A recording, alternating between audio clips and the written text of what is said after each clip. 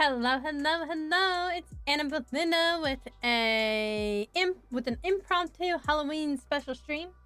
Tonight, I'll narrate some old spooky stories from Edgar Allan Poe and maybe some other people. And then maybe we'll play Pocket Mirror if I'm not too tired. We just got back from trick-or-treating about an hour ago, so, had to eat my dinner and everything else, all that good stuff. But it was a lot of fun, and now it's time for spooky time. So we're going to start off with The Raven because I like The Raven. It's one of my favorite poems. And then we'll probably read Lenore and Annabelle Lee and maybe The Fall of the House of Usher and some other spooky things. And then we'll move on to like a chilling ghost story. I feel like, though, for Edgar Allan Poe, I need to read The Mask of the Red Death too.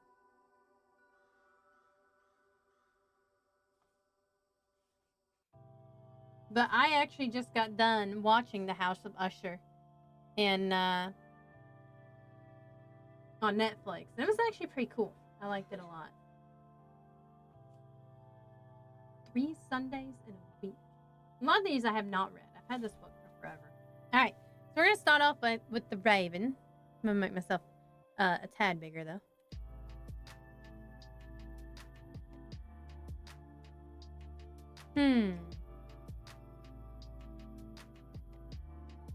Although I don't see my other... Well, I guess it's because this one's different. Never mind. Okay. So, The Raven. We're going to keep the spooky music going, but I'm going to turn it down just a little bit more. Once upon a midnight dreary, while I pondered, weak and weary, over many a quaint and curious volume of forgotten lore, while I nodded, nearly napping, suddenly there came a tapping, as of someone gently rapping at my chamber door. "'Tis some visitor," I muttered, tapping at my chamber door. "Only this, and nothing more." Ah, distinctly I remember it was in bleak December, and each separate dying ember wrought its ghost upon the floor. Eagerly I wished the morrow, vainly I'd sought to borrow from my books cerise the sorrow for the lost Lenore, for the rare and radiant maiden whom the angels name Lenore, nameless here forevermore. And the silken, sad, uncertain rustling of each purple curtain thrilled me, filled me with fantastic terrors never felt before. So that now, to still the beating of my heart, I stood repeating, "'Tis some visitor entreating entrance at my chamber door. Some late visitor entreating entrance at my chamber door. This is it and nothing more." Presently my soul grew stronger, hesitating then no longer. "Sir," said I, "or madam, truly your forgiveness I implore. But the fact that is I was napping, and so gently you came rapping, and so faintly you came tapping at my chamber door, that I scarce was sure I heard you. Here I opened wide the door, darkness there, nothing more." Deep into that darkness peering, long I stood there, wondering, fearing, doubting, dreaming dreams no mortal ever dared to dream before. But the silence was unbroken, and the stillness gave no token. And the only word there spoken was the whispered word, "Lenore." This I whispered, and echo murmured back the word, "Lenore." Merely this and nothing more. Back into the chamber turning, all my soul within me burning, soon again I heard a tapping, something louder than before. "Surely," said I, "surely that is something at my window lattice. Let me see then where there is, and this mystery explore. Let my heart be still a moment, and this mystery explore. 'Tis the wind and nothing more." Open here I flung the shutter, when with many a flirt and flutter, in there stepped a stately raven of the saintly days of yore. Not in the least obeisance made he, not a minute stopped or stayed he, but with mien of lord of lady, perched above my chamber door, perched upon a bust of polish just above my chamber door, perched and sat, and nothing more. Then this ebony bird, beguiling my sad fancy into smiling, by the grave and stern decorum of the countenance it wore. "Though thy crest be shorn and shaven, thou," I said, "art sure no craven. ghastly, grim, and ancient raven wandering from the nightly shore, tell me what thy lordly name is on the night's Plutonian shore. Quoth the raven, nevermore. Much I marveled this ungainly fowl to hear discourse so plainly, though its answer little meaning, little relevancy bored. So, for we cannot help agreeing that no living human being ever yet was blessed with seeing bird above his chamber door. Bird or beast upon the sculptured bust above his chamber door was such a name as nevermore. But the raven, sitting lonely on that placid bust, spoke only that one word, as if his soul in that one word he did outpour, nothing further than he uttered, not a feather when he fluttered, till I scarcely more than muttered, other friends have flown before, on the morrow he will leave me as my hopes have flown before. Then the bird said, nevermore.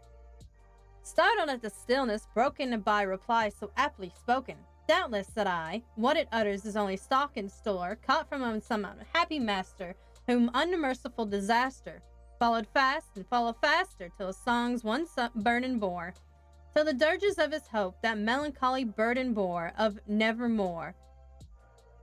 But the raven, still beguiling all my sad soul into smiling, straight I wheeled a cushioned seat in front of bird and bust and door. Then upon the velvet sinking, I betook myself to linking fancy unto fancy, thinking what this ominous bird of yore, what this grim, ungainly, ghastly, gaunt, and ominous boar of yore meant in croaking nevermore.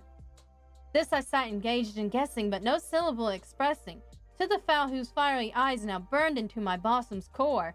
This and more I sat divining, with my head at ease reclining on the cushion's velvet lining that the lamplight gloated over, but whose velvet violet lining with the lamplight gloating over, she shall press, ah, nevermore.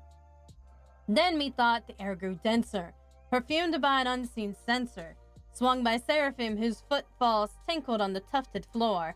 Wretch, I cried, thy God has lent thee, by these angels he hath sent thee, respite, and nepenthe from thy memories of Lenore. Quaff this kind nepenthe, and forget this lost Lenore.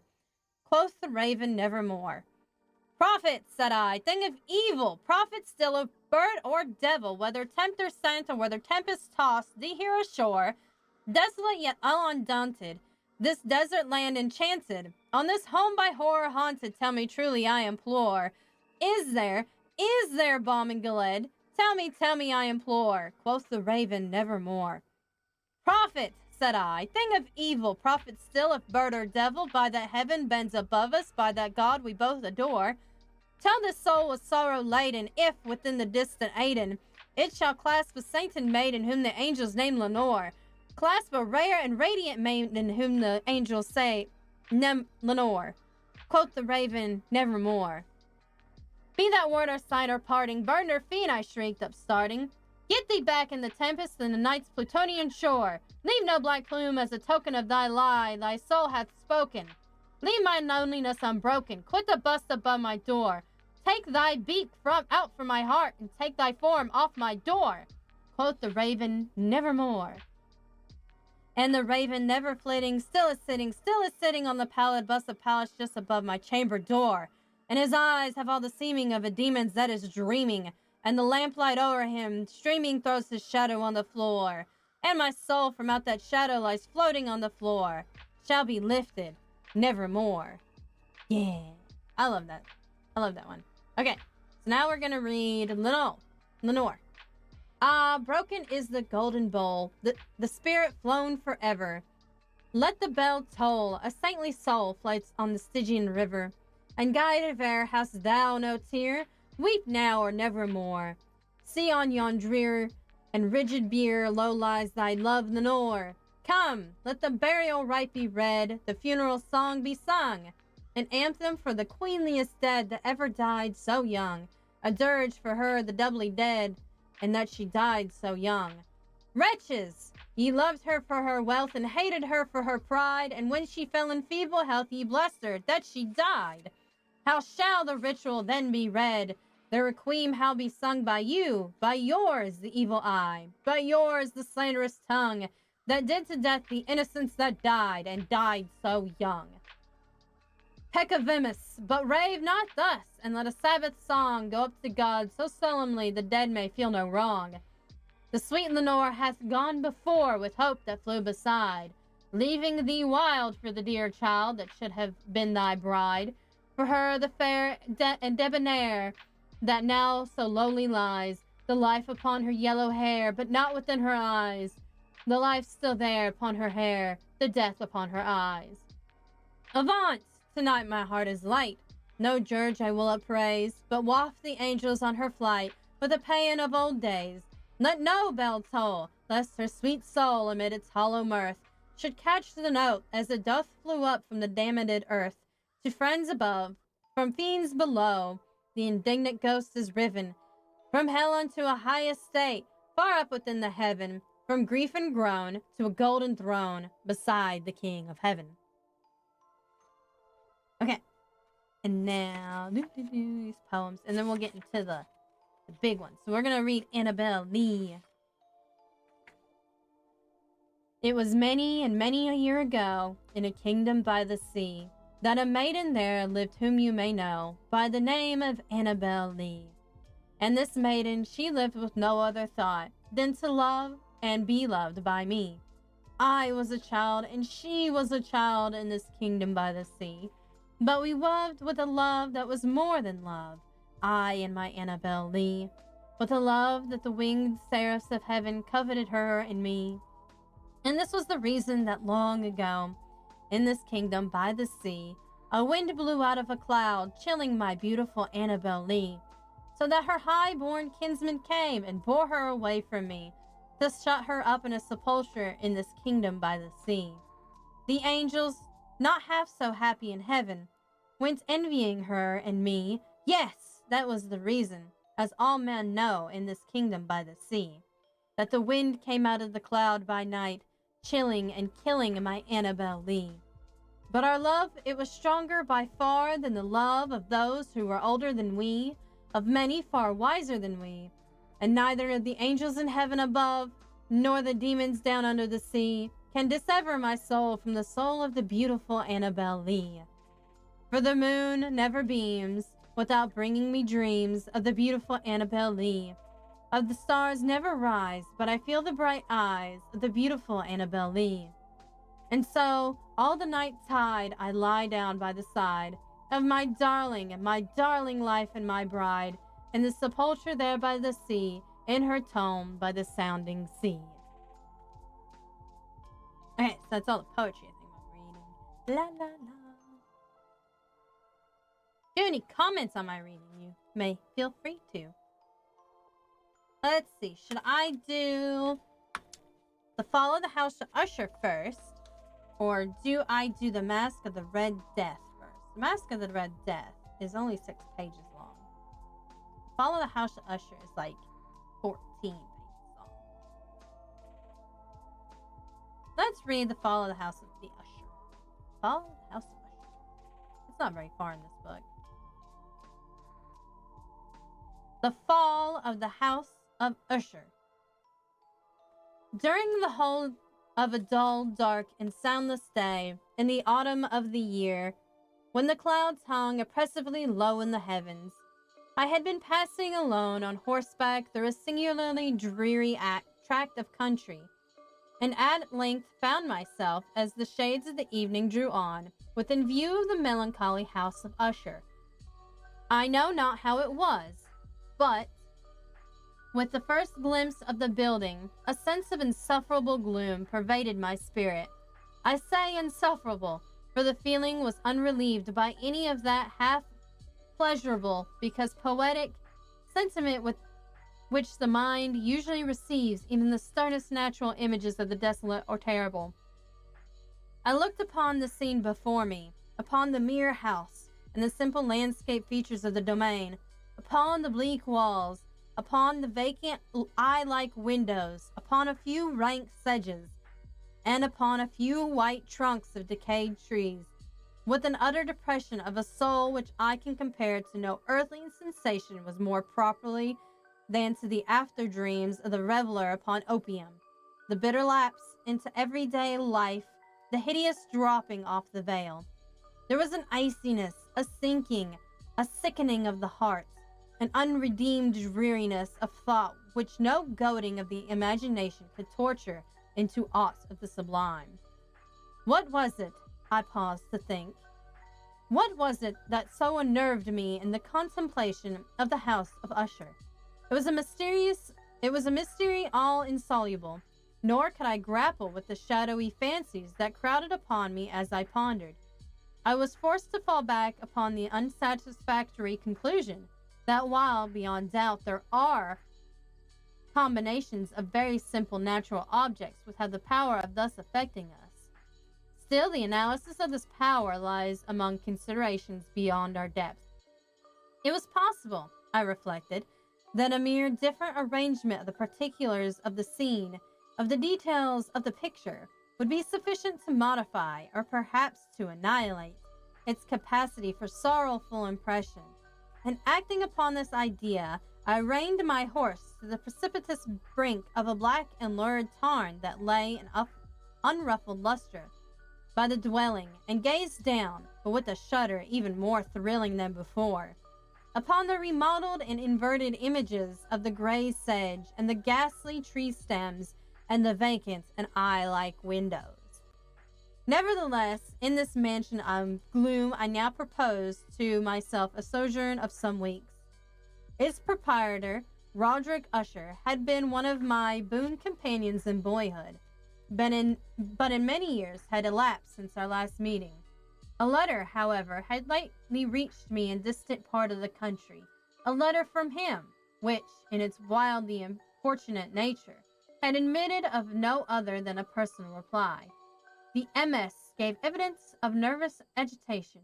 The writer spoke of acute bodily illness, of a mental disorder which oppressed him, with an earnest desire to see me as his best and indeed his only personal friend, with a view of attempting, by the cheerfulness of my society, some alleviation of this malady.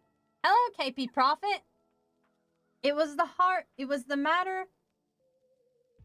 manner in which all of this and much more was said. It was the apparent heart that went with his request, which allowed me no room for hesitation, and I accordingly obeyed forthwith that I still considered a very singular summons. Although as boys we had even been intimate associates, yet I really knew little of my friend. His reserve had always been excessive and habitual. I was aware, however, that his very ancient family had been noted, time out of mind, for a peculiar sensibility of temperament, displaying itself through long ages in many works of exalted art and manifested, of late, in repeated deeds of munificent yet unobtrusive charity, as well as a passionate devotion to the intricacies, perhaps even more than to the orthodox and easily recognizable beauties of musical science. Yeah, because then I wouldn't be able to read. So let's not do the voice man. I had learned too the very remarkable fact that the stem of the Usher race, all time honored as it was, had put forth at no period any enduring branch, in other words, that the entire family lay in the direct line of descent, and had always, with a very trifling and very temporary variation, so lain. It was this deficiency I considered, while running over in thought the perfect keeping of the character of the premises with the accredited character of the people, and while speculating upon the possible influence which the other, in the long lapse of centuries, might have exercised upon the other. It was this deficiency, perhaps, of collateral issue and the consequent undeviating transmission from sire to son of the patrimony with the name, which had at length so identified the two as to merge the original title and the estate in the quaint and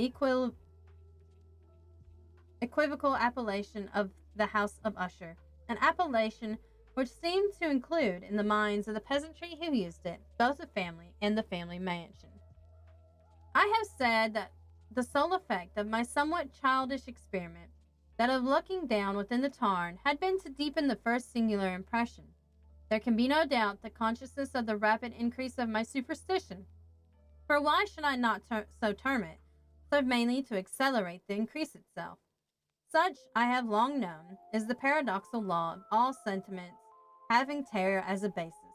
And it might have been for this reason only that when I again uplifted my eyes to the house itself, from its image in the pool, there grew in my mind a strange fancy, a fancy so ridiculous, indeed, that I but mention it to show the vivid force of the sensations which oppressed me. I had so worked upon my imagination as to really believe that about the whole mansion and domain were hung an atmosphere so peculiar to themselves and their immediate vicinity, an atmosphere which had no affinity with the air of heaven, but which had reeked upon the decayed trees and the gray wall and the silent tarn, a pestilent and mystic vapor, dull, sluggish, faintly discernible, and leaden-hued. Shaking off from my spirit what must have been a dream, I scanned more narrowly the real aspect of the building. Its principal features seemed to be that of an excessive antiquity. The discoloration of ages had been great. Minute fungi overspread the whole exterior, hanging a fine, tangled webwork from the eaves.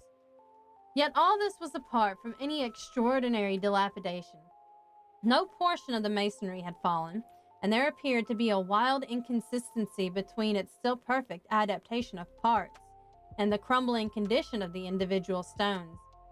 In this, there was much that reminded me of the spacious totality of old woodwork, which has rotted for long years in some neglected vault, with no disturbance from the breath of the external air. Beyond this indication of extensive decay, however, the fabric gave little token of instability.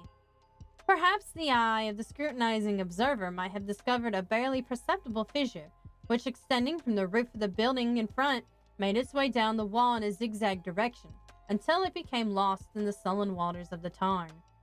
Noticing these things, I rode over a short causeway to the house. A servant in waiting took my horse, and I entered the Gothic archway of the hall. A valet of stealthy step there conducted me in silence through many dark and intricate passages in my progress to the studio of his master.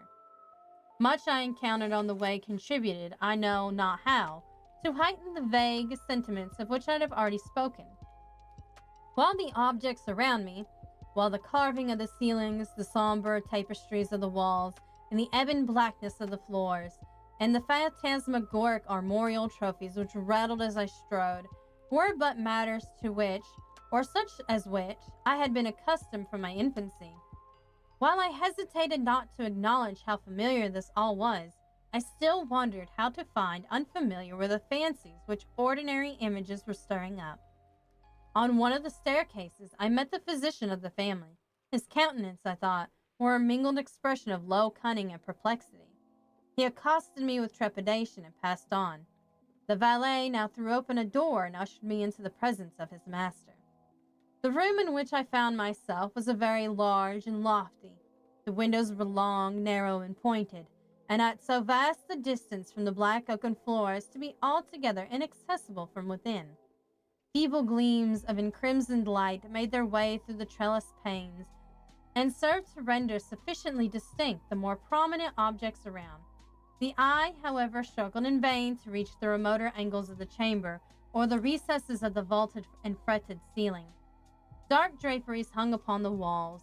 The general furniture was profuse, comfortless, antique, and tattered. Many books and musical instruments lay scattered about, but failed to give any vitality to the scene. I felt that I breathed an atmosphere of sorrow. An air of stern, deep, and irredeemable gloom hung over and pervaded all. Upon my entrance, Usher arose from a sofa on which he had been lying at full length, and greeted me with a vivacious warmth which had much in it, I at first thought, of an overdone cordiality, of the constrained effort of the unique man of the world. At a glance, however, his countenance convinced me of his perfect sincerity. We sat down, and for some moments, while he spoke not, I gazed upon him with a feeling half of pity, half of awe. Surely man had never before so terribly altered in such a brief period as had Roderick Usher. It was with difficulty that I could bring myself to admit the identity of the wan being before me with the companion of my early boyhood. Yet the character of his face had been at all times remarkable. A cadaverousness of complexion, an eye large, liquid, and luminous beyond comparison, lips somewhat thin and very pallid, but of a surpassingly beautiful curve, a nose of delicate Hebrew model, but with a breadth of nostril unusual in similar formations, a finely molded chin speaking in its want of prominence, of a want of moral energy, hair of more than web-like softness and tenuity. These features, with an inordinate expansion above the regions of the temple, made up altogether a countenance not easily to be forgotten. And now the mere exaggeration of the prevailing character of these features and the expressions they were wont to convey lay so much of change that I doubted to whom I spoke. The now ghastly pallor of the skin and the now miraculous luster of the eye, above all things, startled and even awed me. The silken hair, too, had been suffered to grow all unheeded, and as in its wild gossamer texture, it floated rather than fell upon the face. I could not, even with effort, connect its arabesque expression with any idea of simple humanity. In the matter of my friend, I was at once struck with an incoherence, an inconsistency, and I soon found this to arise from a series of feeble and futile struggles to overcome a habitual trepidancy, an excessive nervous agitation. For something of this nature I indeed been prepared, no less by his letter than by reminiscence of certain boyish traits, and by conclusions deduced by his peculiar physical conformation and temperament. His action was alternately vivacious and sullen. His voice varied rapidly from a tremulous indecision when the animal spirits seemed utterly in abeyance, to that species of energetic concision, that abrupt, weightied, unhurried, and hollow-sounding enunciation, that leaden, a self-balanced, and perfectly modulated guttural utterance, which may be observed in the lost drunkard or the irreclaimable eater of opium during the periods of his most intense excitement.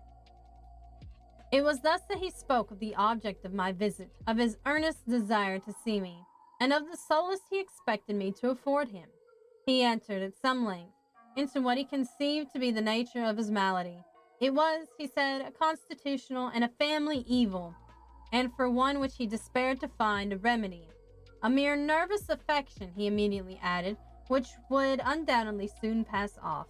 It displayed itself in a host of unnatural sensations.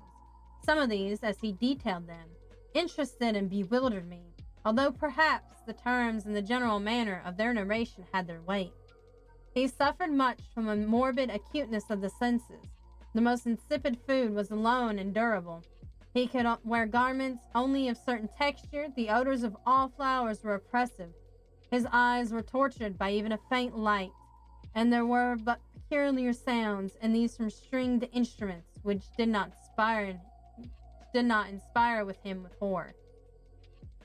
To an anomalous species of terror, I found him a burdened slave. "I shall perish," said he. "I must perish in this deplorable folly. Thus, and not otherwise, shall I be lost. I dread the events of the future, not in themselves, but in their results. I shudder at the thought of any, even the most trivial incident, in which may operate upon this intolerable agitation of my soul. I have indeed no abhorrence of danger except in its absolute effect, in terror.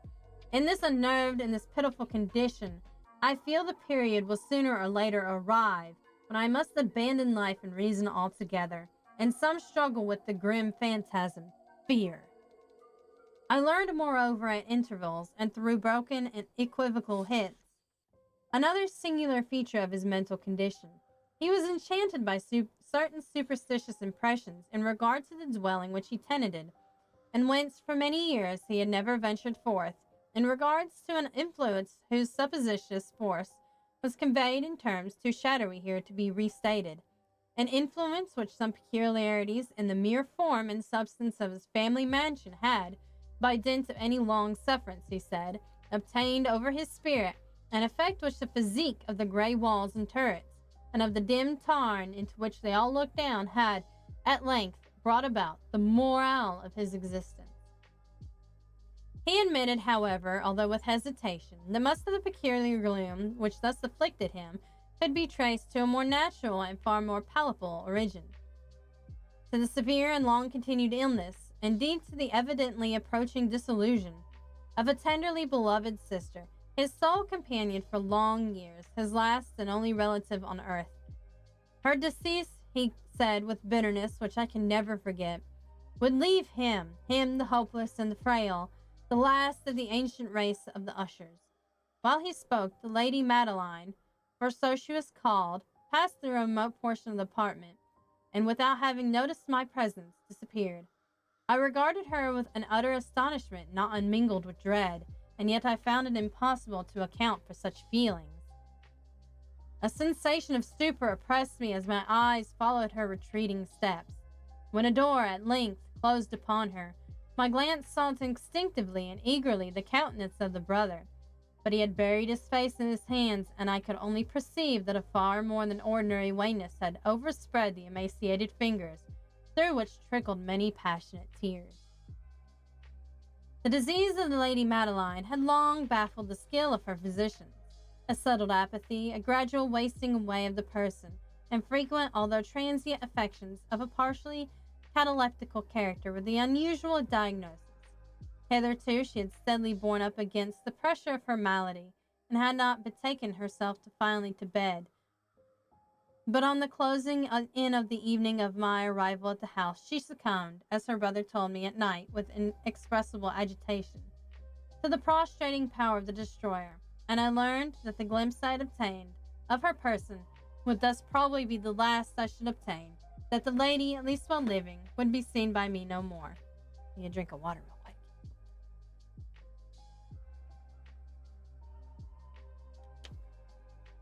For several days ensuing, her name was unmentioned by either Usher or myself, and during this period I was busied in earnest endeavors to alleviate the melancholy of my friend.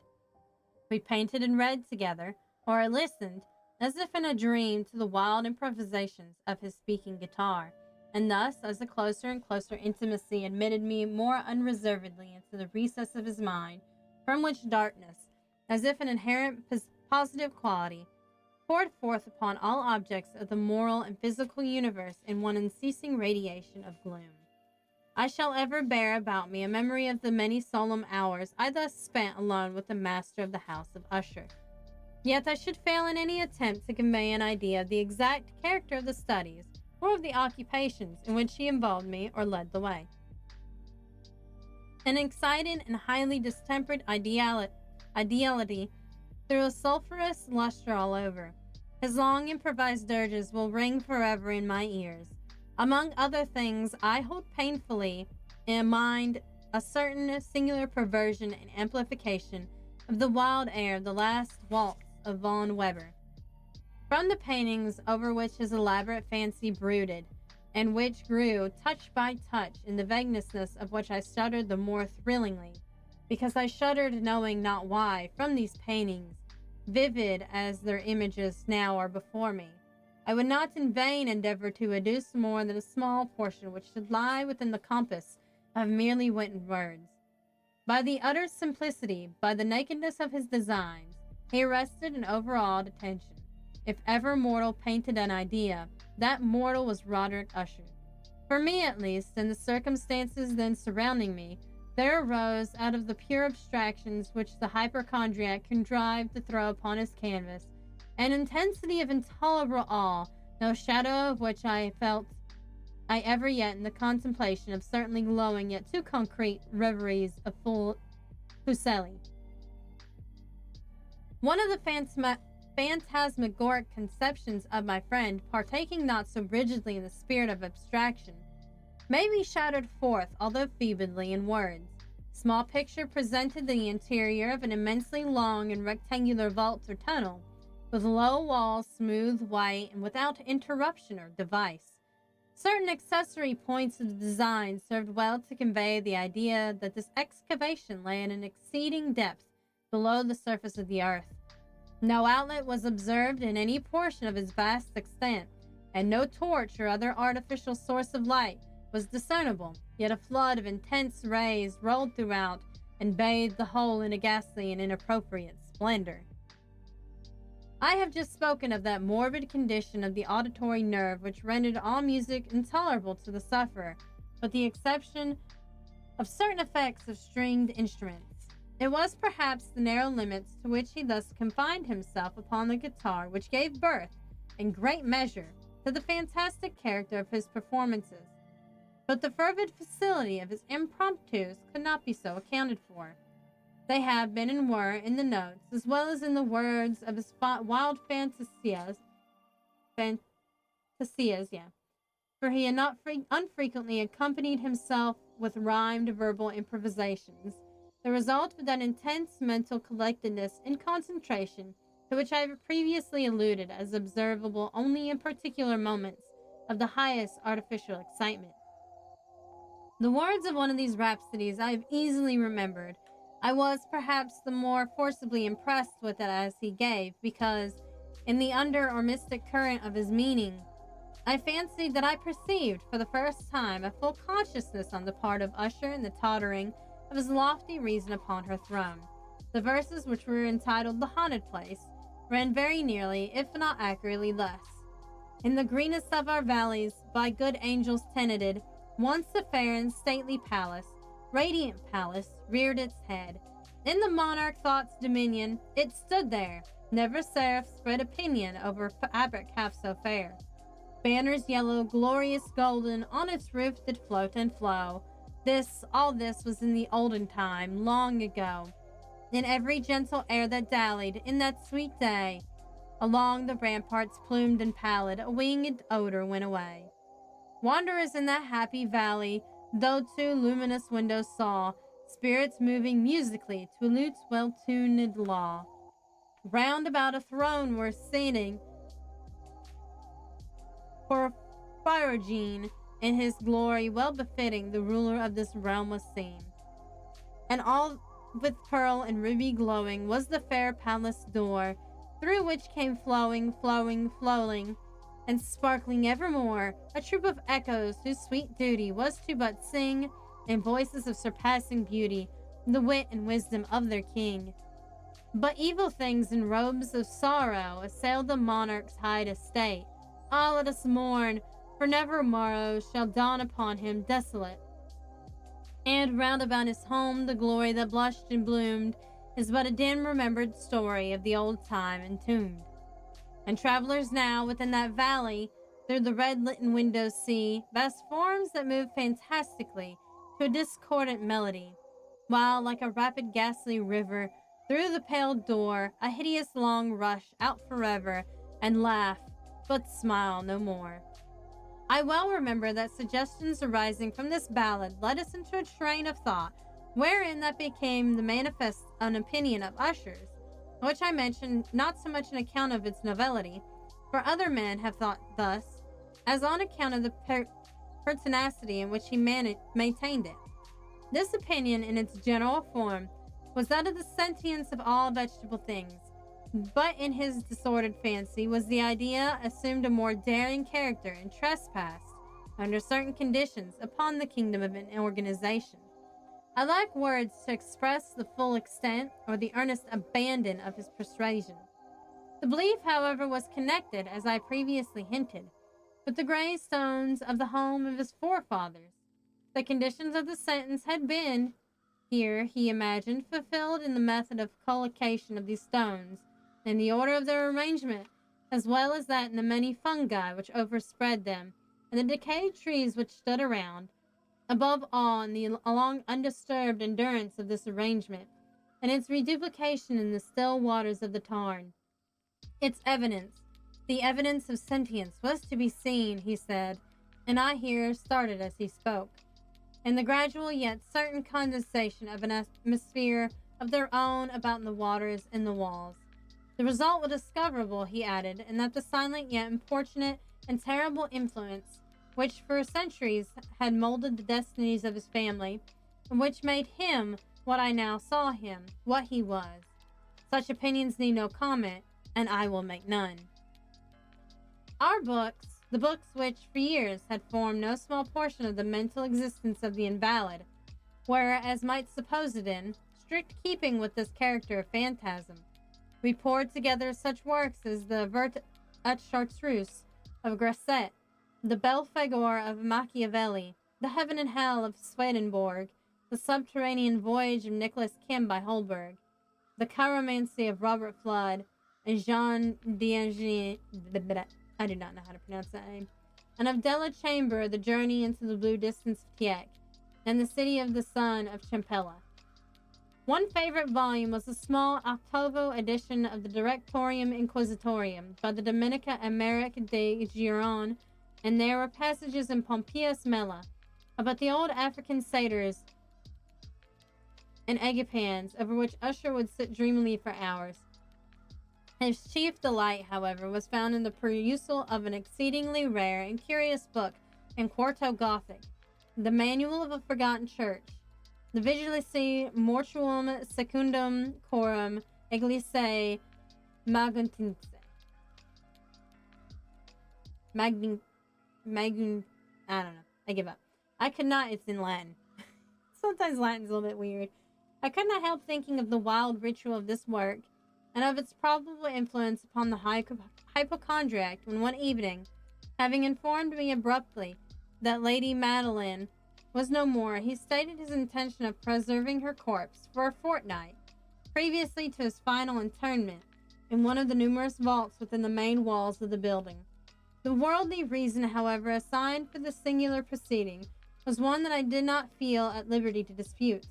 The brother had been led to his resolution, so he told me, by consideration of the unusual character of the malady of the deceased, of certain obtrusive and eager inquiries on the part of her medical men, and of the remote and exposed situation of the burial ground of the family.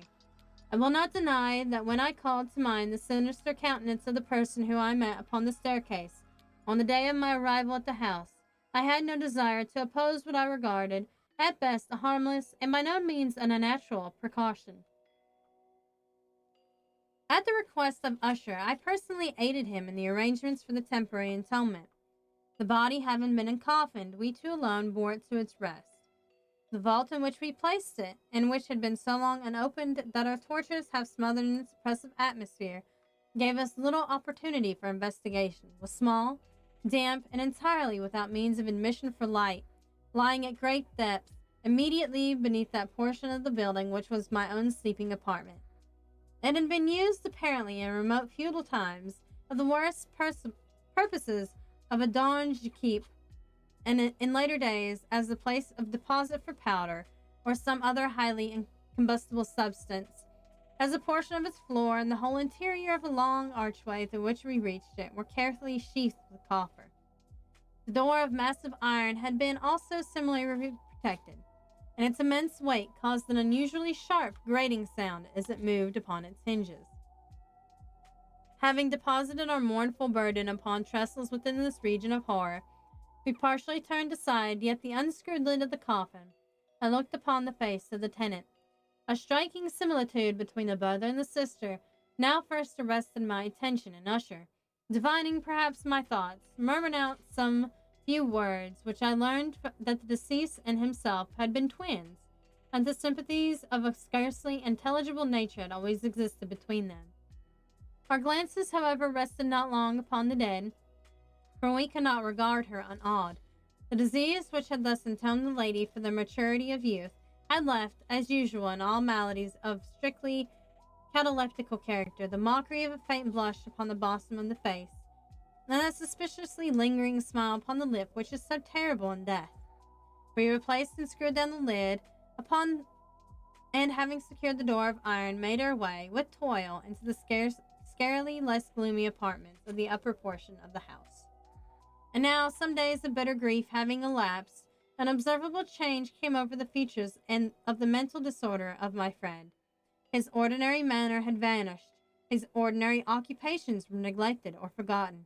He roamed from chamber to chamber with hurried, unequal, and objectless step.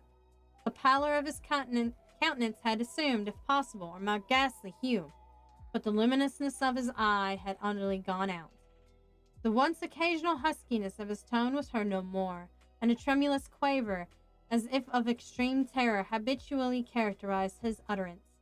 There were times, indeed, when I thought his increasingly agitated mind was laboring with some oppressive secret, to divulge which he struggled for the necessary courage. At times, again, I was obliged to resolve all into the mere inexplicable vagaries of madness, for I beheld him as if listening to some imaginary sound. It was no wonder that his condition terrified, that it affected me. I felt creeping upon me by slow yet certain degrees the wild influences of his own fantastic yet impressive superstitions. It was especially upon retiring to bed late in the night of the 7th or 8th day after placing of the Lady Madeline within the donjon that I experienced the full power of such feelings. Sleep came not near my couch, while the hours waned and waned away. I struggled to reason off the nervousness which had dominion over me. I endeavored to believe that much, if not all of what I felt, was due to the bewildering influence of the gloomy furniture of the room, of the dark and tattered draperies, which, tortured into motion by the breath of a rising tempest, swayed fitfully to and fro upon the walls and rustled uneasily about the decorations of the bed. But my efforts were fruitless. An irrepressible tremor gradually pervaded my frame, and at length there sat upon my very heart an incubus of utterly causeless alarm. Shaking this off with a gasp, my very heart an incubus of utterly... Shaking off this with a gasp and a struggle, I uplifted myself upon the pillows and peering earnestly within the intense darkness of the chamber hearkened, I know not why, except with an instinctive spirit prompted me, to certain low and indefinite sounds which came through the pauses of the storm at long intervals, I knew not whence. Overpowered by an intense sentiment of horror unaccountable yet unendurable, I threw on my clothes with haste, for I felt that I should sleep no more during the night, and endeavored to arouse myself from the pitiful condition into which I had fallen, pacing rapidly to and fro the apartment. I had taken but a few turns in this manner when a light step on an adjoining staircase arrested my attention. I presently recognized it as that of Usher. In an instant after he rapped with a gentle touch at my door and entered bearing a lamp. His countenance was, as usual, cadaverously wan, but moreover there was a species of mad hilarity in his eyes, and evidently restrained hysteria in his whole demeanor. His air appalled me, but anything was preferable to the solitude which I had long endured. I even welcomed his presence as a relief. "And you have not seen it?" he said abruptly, after having stared about him for moments in silence. "You have not seen it? But stay, you shall." Thus speaking, and having carefully shaded his lamp, he hurried to one of the casements, and threw it freely into the storm. The impetuous fury of the answering gust nearly lifted us from our feet. It was indeed a tempestuous yet sternly beautiful night, and one wildly singular in its terror and its beauty. A whirlwind had apparently collected its force in our vicinity, for there were frequent and violent alterations in the directions of the wind, and the exceeding density of the clouds which hung so low as to press upon the turrets of the house, did not prevent our perceiving the lifelike velocity at which they flew careening from all points against each other, without passing away into the distance. I say that even their exceeding density did not prevent our perceiving this, yet we had no glimpse of the moon or stars, nor was there any flashing forth of the lightning. But the undersurfaces of the huge masses of agitated vapor, as well as all terrestrial objects immediately around us, were glowing in the unnatural light of a faintly luminous and distinctly visible gaseous exhalation which hung about us and enshrouded the mansion. "You must not, you shall not behold this," said I, shuddering to Usher, as I led him with a gentle violence from the window to a seat. "These appearances which bewilder you are merely electrical phenomena not uncommon, or it may be that their ghastly origin in the rank miasma of the tarn. Let us close this casement. The air is chilling and dangerous to your frame.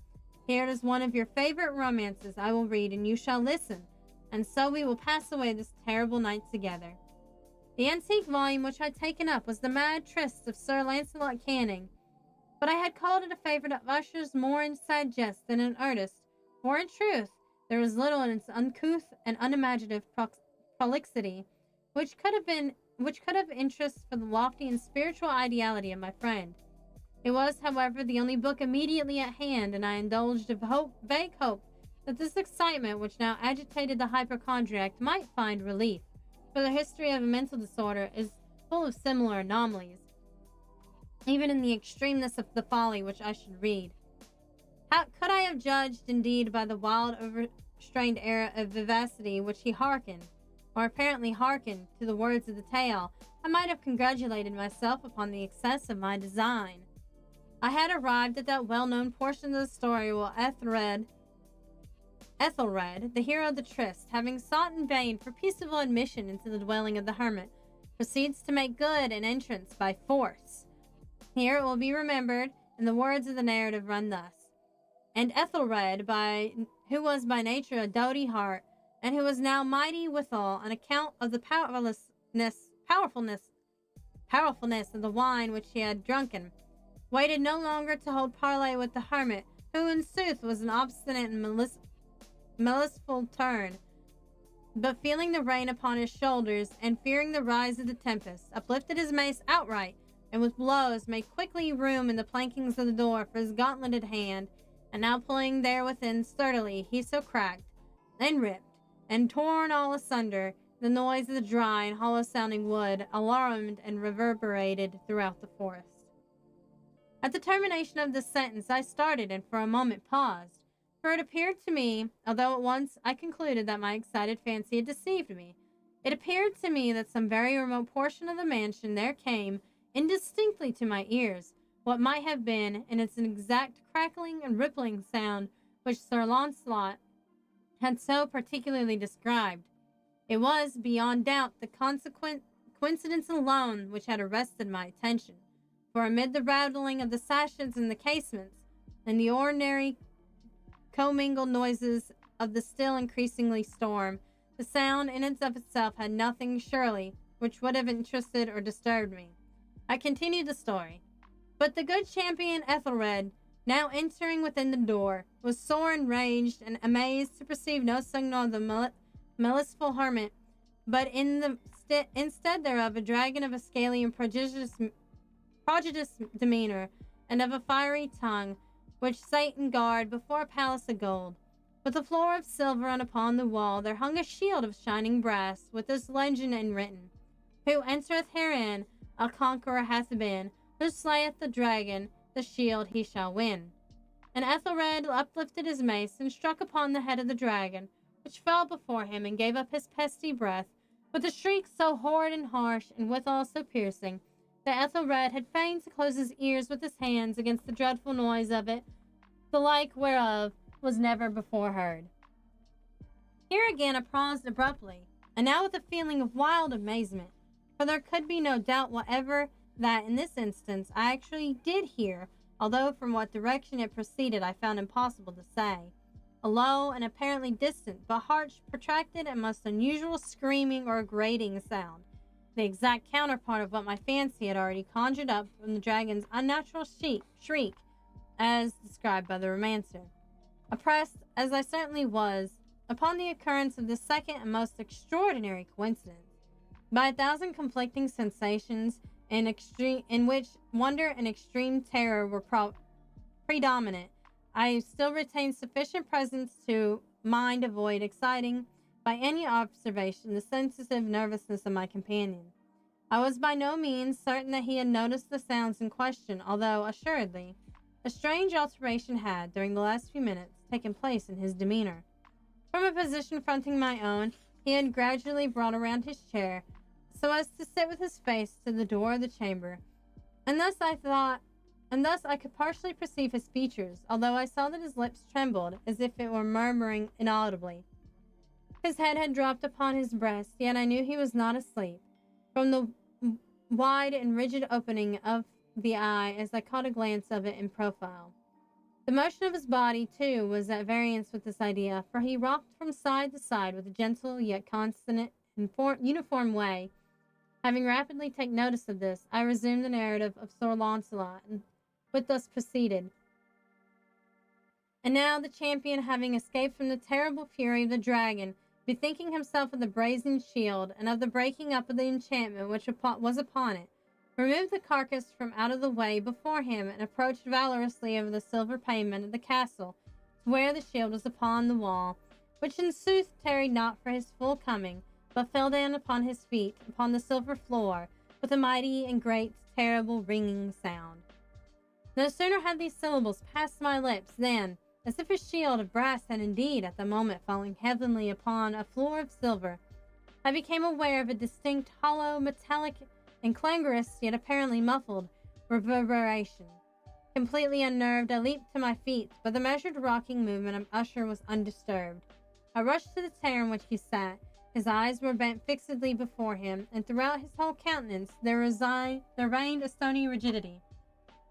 But as I placed my hand upon his shoulder, there came a strong shudder over his whole person. A sickly smile quivered about his lips, and I saw that he spoke a low, hurried, and gibbering manner, as if unconscious of my presence. Bending closely over him, I at length drank in the hideous import of his words. Not hear it? Yes, I hear it, and I have heard it. Long, many minutes, many hours, many days have I heard it. Yet I dare not. Oh, pity me, miserable wretch that I am. I dared not speak. We have put her living in the tomb. Said I not that my senses were acute? I now tell you that I heard her first feeble movements in the hollow coffin. I heard them many, many days ago, yet I dare not speak. And now, tonight, Ethelred, ha ha!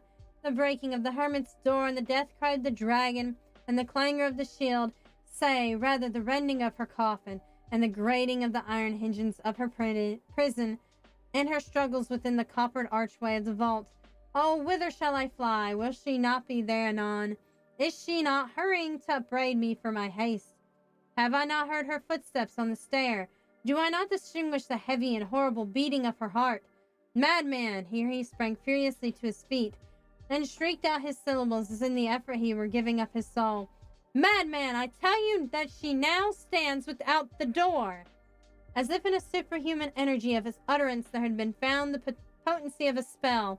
The huge antique panels which the speaker pointed threw slowly back upon the instant their ponderous and ebony jaws. It was the work of a rushing gust. But then, without those doors, there did stand the lofty and enshrouded figure of the Lady Madeline of Usher. There was blood upon her white robes, and the evidence of some bitter struggle upon which every portion of her emaciated frame. For a moment she remained trembling and reeling to and fro upon the threshold, then with a low moaning cry, fell heavily inward upon the person of her brother, and in her violent and now death agonies, bore him to the floor corpse, and a victim to the terrors he had anticipated. Okay, you're gonna get yourself some food? Okay. From that chamber and from that mansion, I fled aghast. The storm was still abroad in all its wrath as I found myself crossing the old causeway. Suddenly there shot along the path a wild light, and I turned to see whence a gleam so unusual could have issued, for the vast house and its shadows were alone behind me. The radiance was that of the full setting and blood-red moon, which now shone vividly that once barely discernible fissure, of which I have spoken, and extending from the roof of the building in a zigzagging direction to the base. While I gazed, this fissure rapidly widened. There came a fierce breath of the whirlwind. The entire orb of the satellite burst at once upon my sight. My brain reeled as I saw the mighty walls rushing asunder. There was a long, tumultuous shouting, like the voice of 1,000 waters, and the deep and dank tarn at my feet closed sullenly and silently over the fragments of the house of Usher. That's the end of that one. Spooky, spooky, spooky. So now we're going to read The Mask of the Red Death. And, let's see. There's another one. The Haunted Palace, which I think was in this story, but if it's the same poem, we won't read it again. Mask of the Red Death is only 6 pages long.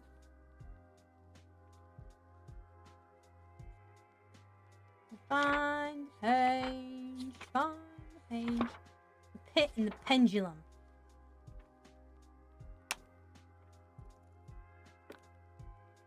And then after, we'll check out the poem, and then we'll read some chilling ghost stories. A few of those I have read, so.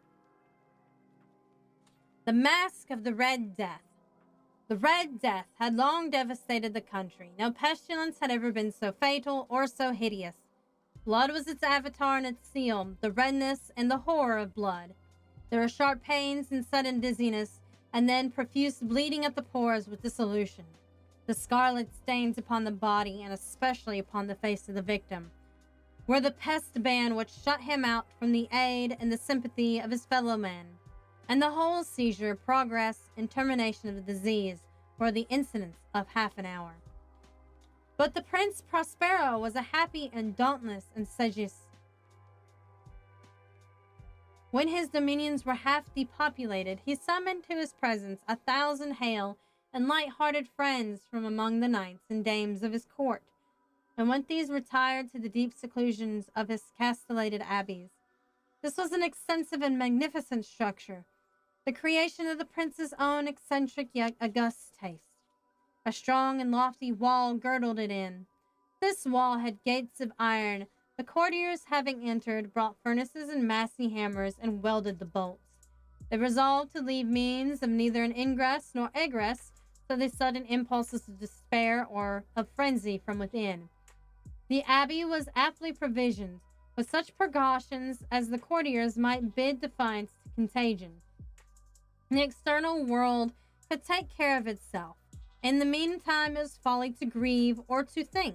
The prince had provided all the appliances of pleasure.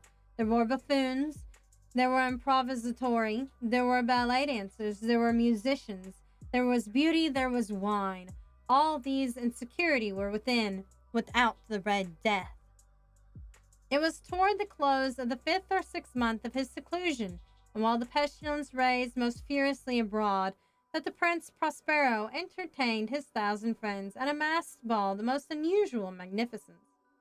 It was a voluptuous scene, that masquerade, but first let me tell of the rooms in which it was held. There were 7, an imperial suite. In many palaces, however, such suites form a long and straight vista, while the folding doors slide back nearly to the walls on either hand, so the view of the whole extent is scarcely impeded. Here the case was very different, as might have been expected from the Duke's love of the bizarre. The apartments were so irregularly disposed that the vision embraced but little more than one at a time. There was a sharp turn at every 20 or 30 yards, and each turn a novel effect. To the right and left, in the middle of each wall, a tall and narrow Gothic window looked upon a closed door which pursued the windings of the suite. Yeah, they are. This is from Complete Tales and Poems of Edgar Allan Poe. These windows were of stained glass whose color varied in accordance with the prevailing hue of the decorations of the chamber into which it opened. That at the eastern extremity was hung, for example, in blue, and vividly blue were its windows. The second chamber was purple in its ornaments and tapestries, and here the panes were purple. The third was green throughout, and so were the casements. The fourth was furnished and lighted with orange, the fifth with white, the sixth with violet. The seventh apartment was closely shrouded in black velvet tapestries that hung all over the ceiling and down the walls, failing only the color of the windows failed to correspond with the falling in heavy folds upon a carpet for the same material and hue. But in this chamber only, the color of the windows failed to correspond with the decorations. The panes here were scarlet, a deep blood color. Now, in no one of the 7 apartments were there any lamp or candelabrum among the profusion of gold ornaments that lay scattered to and fro, or depended from the roof. There were no light of any kind emanating from lamp or candle within the suite of chambers. But in the corridors that followed the suite, there stood, opposite to each window, a heavy tripod bearing a brazier of fire that projected its rays through the tinted glass and so glaringly illuminated the room. And thus were produced a multitude of gaudy and fantastic appearances. But in the western or black chamber, the effect of the firelight that streamed upon the dark hangings through the blood-tinted panes was ghastly in the extreme, and produced so wild a look upon the countenances of those who entered that there were few of the company bold enough to set foot within its precincts at all. It was in this apartment also that there stood against the western wall a gigantic clock of ebony. Its pendulum swung to and fro with a dull, heavy, monotonous clang, and with the minute hand made the circuit of the face, and the hour was to be stricken. There came the brazen lungs of the clock, a sound which was clear, loud, and deep, and exceedingly musical, but of so peculiar a note and emphasis that each lapse of the hour, the musicians of these orchestra were constrained to pause momentarily in their performance to hearken to the sound, and thus the waltzers perforce ceased their evolutions, and there was a brief disconcert of the whole gay company. And while the chimes of the clock yet rang, it was observed that the giddiest grew pale, and the more aged and sedate passed their hands over their brows as if confused reverie or meditation. But when the echoes had fully ceased, a light laughter all at once pervaded the assembly. The musicians looked at each other and smiled as if their own nervousness and folly, and made whispering vows, each to the other, that the next chiming of the clock should produce in them no similar emotion.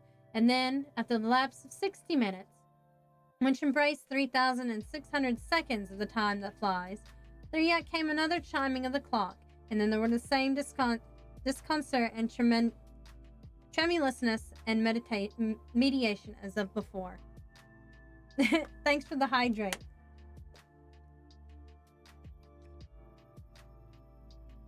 But in spite of all these things, it was a gay and magnificent revel. The tastes of the Duke were peculiar. He had a fine eye for colors and effects. He disregarded the decora of mere fashion. His plans were bold and fiery, and his conceptions glowed with barbaric luster. There are some who would have thought him mad. His followers felt that he was not. It was necessary to hear and see and touch him to be sure that he was not. He had directed in great part the movable embellishments of the 7 chambers upon occasion of this great fete, and it was his own guiding taste which had given character to the masqueraders. Be sure they were grotesque. There were much glare and glitter and piquancy and phantasm, much of what has been seen in Hernani. There were arabesque figures with unsuited limbs and appointments. There were delirious fancies as the madman fashions. There were much of the beautiful, much of the wanton, much of the bizarre, something of the terrible, and not a little of that which might excite disgust. To and fro in the 7 chambers there stalked, in fact, a multitude of dreams, and these, the dreams, writhed in and about, taking hue from their rooms and causing the wild music of the orchestra to seem as the echo of their steps, and anon there strikes the ebony clock which stands in the hall of the velvet. And then for a moment all is still, and all is silent save for the voice of the clock, and the dreams are stiff frozen as they stand, but the echoes of the chime die away. They have endured but an instant, and a light, half-subdued laughter floats away after them as they depart. And now and again the music swells, and the dreams live, and writhe to and fro more merrily than ever, taking hue from the minty-tinted windows, through which streams the rays from the tripods. But to the chamber which lies most westwardly of the 7 there are now none of the maskers who venture, for the night is waning away, and there flows a ruddier light through the blood-colored panes, and in the blackness of the sable drapery appalls, and to him whose foot falls upon the sable carpet, there comes from the clock of ebony a muffled peal more solemnly emphatic than any which reaches their ears who indulge in the more remote gaieties of other apartments. But these other apartments were densely crowded, and in them beat feverishly the heart of life. And the revel went whirringly on, until at length there commenced the sounding of midnight upon the clock. And then the music ceased, as I have told, and the evolutions of the waltzers were quieted. There was an easy cessation of things as before. But now there were 12 strokes to be sounded by the bell of the clock, and thus it happened, perhaps, thoughtful among those who revelled, and thus too it happened, perhaps, the more last echoes of the chime who had utterly sunk into silence. There were many individuals in the crowd who had found leisure to become aware of the presence of a masked figure which had arrested the attention of no single individual before. And the rumor of this new presence having spread itself whisperingly around, there arose at length from the whole company a buzz or murmur expressive of disapprobation and surprise, and then finally of terror, of horror, and of disgust. In an assembly of phantasms such as I have painted, it may well be supposed that no ordinary appearance could have excited such sensation. In truth, the masquerade license of the night was nearly unlimited, but the figure in question had out-Heroded and gone beyond the bounds of even the prince's indefinite decorum. There are chords in the heart of the most reckless which cannot be touched without emotion. Even with the utterly lost, to whom life and death are equally jests, there are matters of which no jest can be made. The whole company, indeed, seemed now deeply to feel that the costume and the bearing of the stranger neither wit nor propriety existed. The figure was tall and gaunt, and shrouded from head to foot in the habiliments of the grave. The mask which concealed the visage was so made nearly to resemble the countenance of a stiffened corpse, that the closest scrutiny must have made it difficulty in detecting the cheek. And yet all of this might have endured if not approved by the mad revelers around. But the mummer had gone so far as to assume the type of the Red Death. His vesture was dabbled in blood, and his broad brow, with all the features of the face, was besprinkled with the scarlet horror. When the eyes of Prince Prospero fell upon this spectral image, which a slow and solemn movement is more fully to abstain its role, stalked to and fro among the waltzers, he was seen to be convulsed in the first moment with a strong shudder, either of terror or distaste. But in the next, his brow reddened with rage. Who dares, he demanded hoarsely of the courtiers who stood near him, who dares insult us with his blasphemous mockery? Seize him and unmask him, that we may know whom we have to hang at sunrise from the battlements. It was in the eastern or blue chamber in which stood Prince Prospero as he uttered these words. They rang throughout the 7 rooms loudly and clearly, for the prince was a bold and robust man, and the music had become hushed at the waving of his hand. It was in the blue room with the prince, a group of pale courtiers by his side. At first, as he spoke, there was a slight rushing movement of this group in the direction of the intruder, who at the moment was also near hand, and now, with deliberate and stately step, made closer approach to the speaker. But from a certain nameless awe with which the mad assumptions of the mummer had inspired the whole party, there were found none who put forth hand to seize him, and so that unimpeded he passed within a yard of the prince's person, and while the vast assembly, as if one with impulse, shrank from the centers of the room to the walls, as he made his way uninterruptedly, but with the same solemn and measured step which had distinguished him from the first, through the blue chamber to the purple, through the purple to the green, through the green to the orange, through this again to the white, and even thence to the violet, ere a decided movement had been made to arrest him. It was then, however, that the Prince Prospero, maddening with rage and with the shame of his own momentary cowardice, rushed hurriedly through the 6 chambers, while none followed him on account of a deadly terror that had seized upon all. He bore aloft the drawn dagger, and had approached in rapid impetuosity to within 3 or 4 feet of the retreating figure, when the latter, having attained the extremity of the velvet apartment, turned suddenly and confronted his pursuer. There was a sharp cry, and the dagger dropped gleaming upon the sable carpet, upon which instantly afterward fell prostrate in death the Prince Prospero. Then, summoning the wild courage of despair, a throng of the revelers at once threw themselves into the black apartment, and seizing the mummer, whose tall figure stood erect and motionless within the shadow of the ebony clock, gasped in unutterable horror at finding the grave cerements and corpse-like mask which they handled with so violent a rudeness, unattended by any intangible form. And now was the acknowledged presence of the Red Death. It had come like a thief in the night, and one by one the revelers in the blood-bedewed halls of the revel, and died in each despairing posture of his fall. And the life of the ebony clock went out with that last of the gay, and the flames of the tripods expired, and the darkness and decay and the Red Death held illimitable dominion over all. Some of these are, if you read the fall of the House of Usher, like this is, each of the kids are a story in this book, I think. Like, Prospero was obviously based off this book, off that story. The Mask of the Red Death.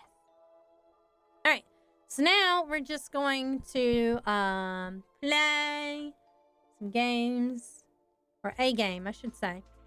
Let me pause my music and change.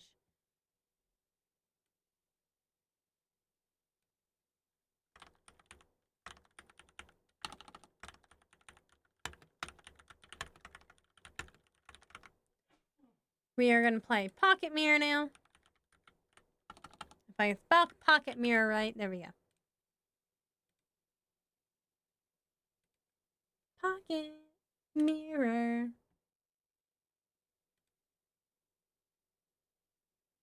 We read for an hour. That's probably pretty good.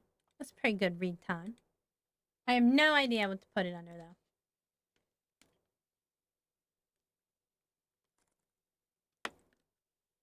Oh, yeah, I have to make myself small.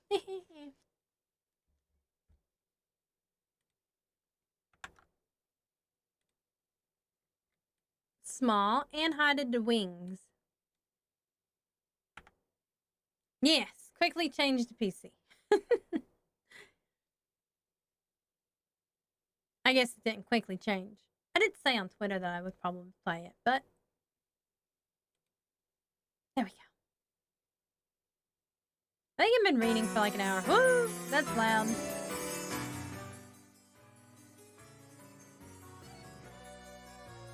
At least everybody will be able to see the beginning now. Because yesterday I didn't get it before it like started because I didn't realize I needed to window capture. I guess you never know her name. Or maybe they just don't want to spoil it.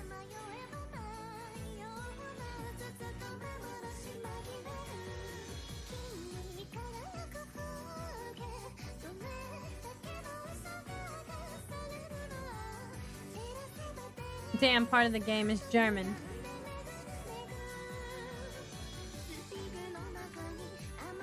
It is. I think a lot of the fairy tales, because a lot of the fairy tales were German that I looked at yesterday in the game. Uh-oh.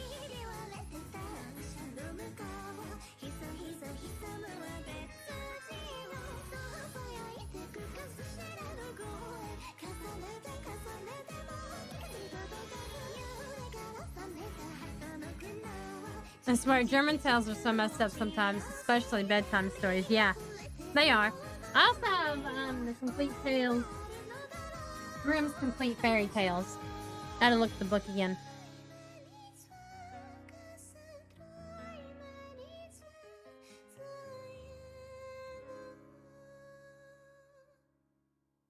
Yeah, there's so many. It's a very thick book.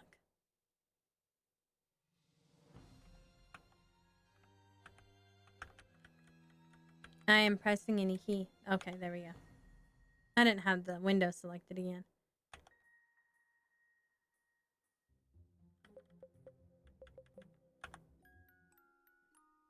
Do-do-do-do-do.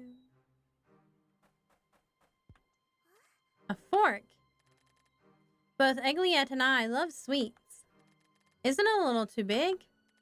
It's just for decoration, dummy. Now let's go. I have cuter things to show you. That's a rock. Uh-oh. What was that? I don't know. Let's hurry. Oh, which way do we go? This is all wrong. What is it, Fleda? My garden. This wasn't how it looked before. There used to be a path straight ahead, but now it's gone. It's fine, Fleda. I'm sure everything will be all right. Shut up. Don't tell me what to do. Let's go. I want to go home soon. Did you two little girls want to hear a joke? Listen here, you dumb tree or whatever you are. I don't have time for your stupid jokes. Show me the way home this instant or else. Such a loud missy you are. Didn't your mommy teach you any manners? What did you just say? Who do you think you're talking to? Also started playing Honkai Star Rail now. Nice.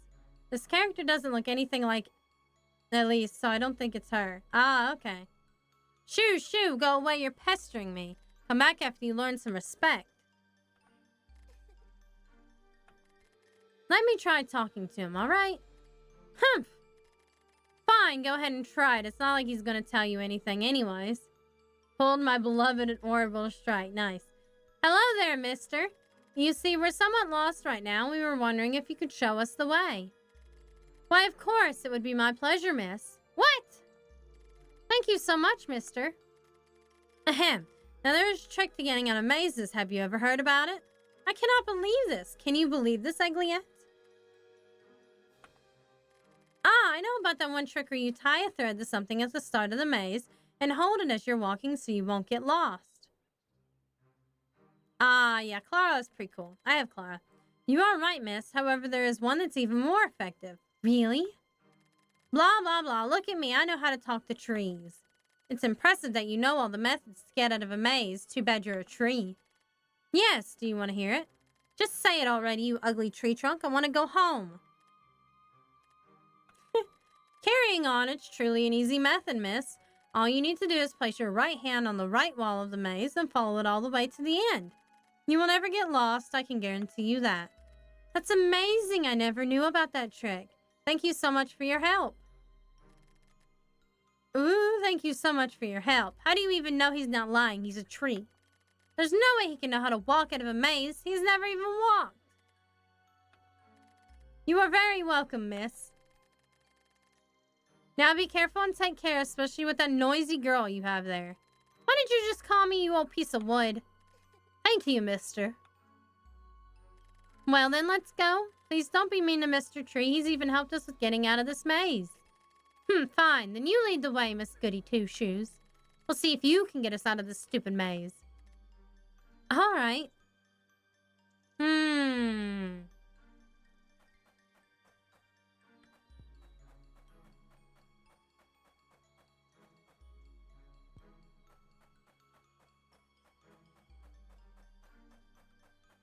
We'll probably play for about, I don't know, till the next part here. And then we'll call it a night.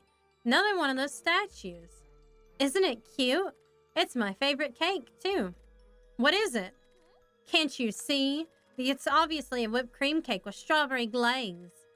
Ah, I see. What else did you think it was? Oh, I just don't know much about sweets. You're not very bright, are you?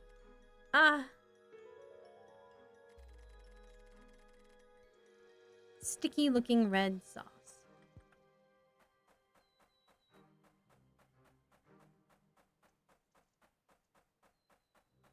Doo-dee-doo.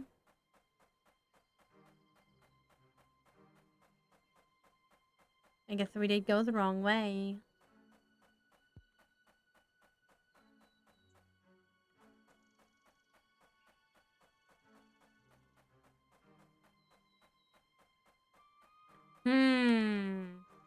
Ooh, it's dark through here. What happened? I don't know, but it seems we're in a different place now. Why are we even here? Was this not here before? No, we will never get home like this. Fleta, don't worry, Fleta. It'll be all right. We'll definitely get out of here, okay? How can you be so sure? We're lost, and this is a maze, you know. I'm not sure, but we do need to stay positive, right? And I'm really looking forward to playing games with you. So let's try getting home as soon as possible, all right? All right. Do you want to take a rest? We could sit over there on that bench. Uh-huh. Fleta, do you really live here all by yourself? No, I live together with Egliette. Aren't you lonely sometimes? Not at all. Egliette is always there for me, no matter what. I'm glad. Why did you ask that? Do you want to be my friend too? Me? No, I mean, I didn't ask because I wanted to be your friend. I don't want to impose. You dummy. You're already mine and Egliette's friend. Right, Egliette? See? Thank you, Fleta. Don't forget to thank Egliette as well. Oh, thank you, Egliette. Egliette's now just a doll. Well, let's go. We can't stay here all day. Yes. Suppose maybe I'll try to go back. There's so many exits.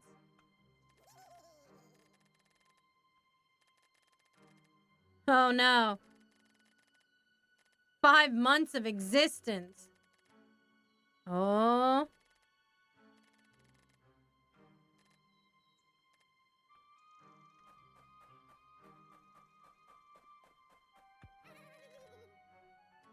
candy inside of me.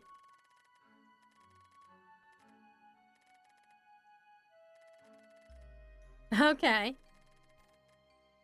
Has candy on inside them. I don't have any candy with me whatsoever. Oh my goodness. We're gonna have to open them up.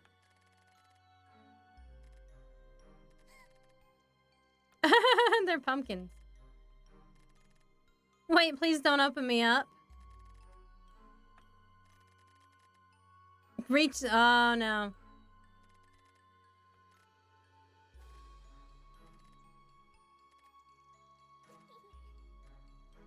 Oh boy.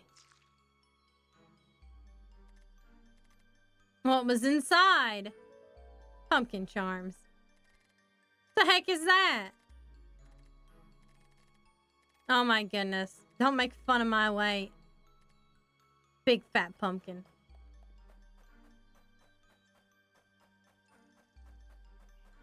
I think I need to go back, maybe. There are so many directions to take with this game.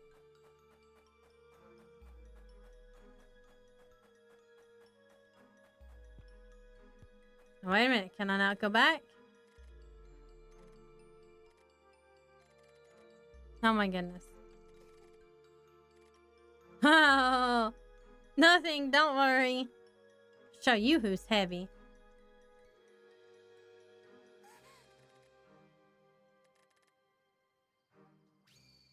Uh-oh.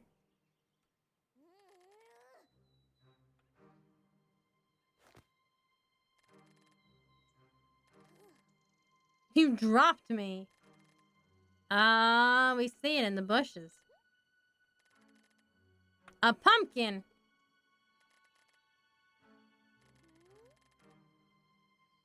Oh, this is where all the pumpkins in the kingdom are born. Hello, little pumpkin. Aww. Oh, we're gonna hear a joke. What is green and has yellow wheels? The grass. I lied about the wheels. What are you laughing at? The joke was just so funny. Are you serious? How can you laugh at that?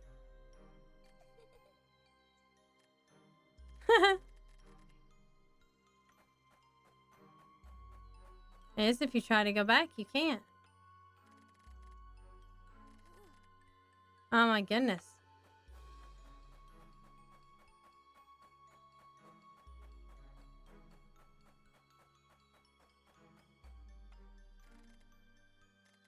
Pumpkin King. Hate the Pumpkin King. Oh my goodness.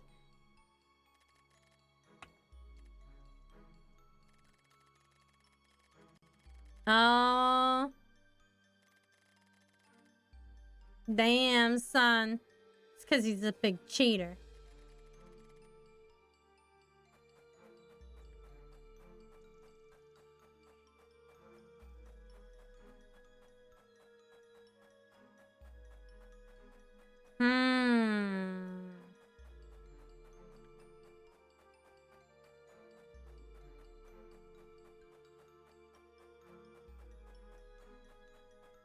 There's just so many ways to go in this maze. Oh, hey.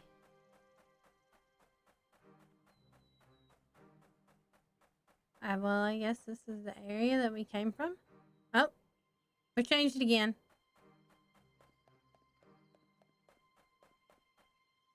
And now we're back at the beginning. Or not at the beginning, but...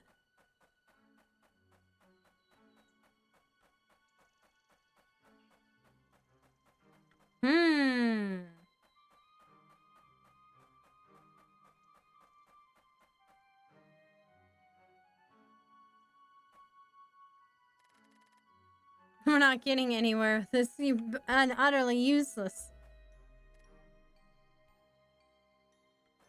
Oh, I'm on my own again.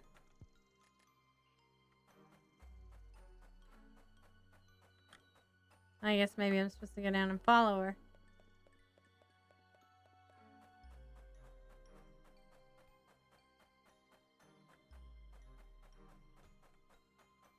Well, there's a pumpkin.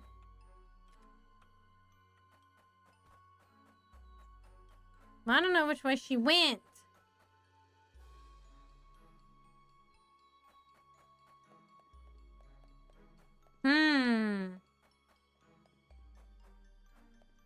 Seems like no matter which way you go, it takes you back to the beginning.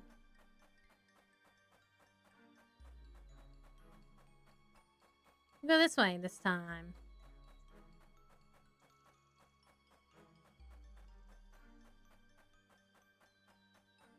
Well, there's that cake again.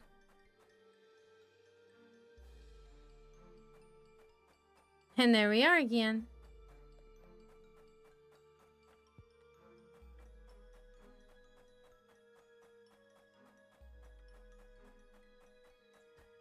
Oh, there she is down there. Alright.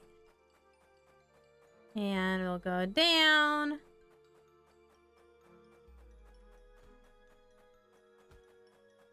Kicking the tree. Despicable liar.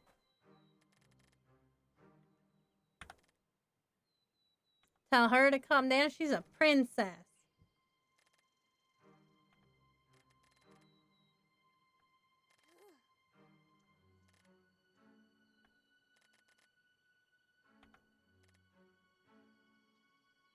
Dun dun dun. Oh no, we're gonna get lost again.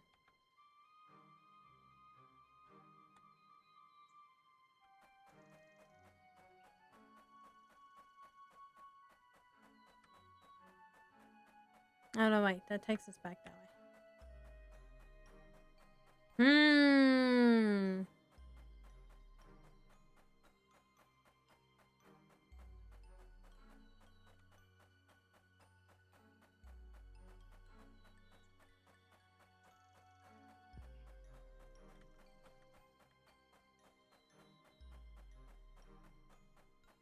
This is actually pretty hard, I think. I mean, I'm following the right-hand side or whatever.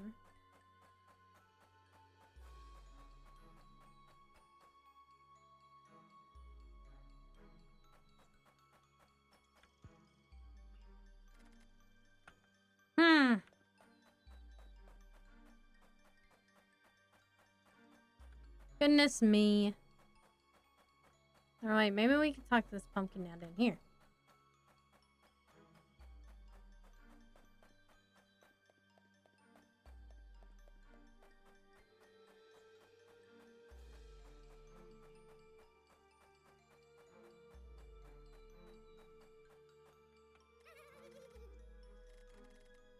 Spooky shining eyes. Pumpkin pies. Aww.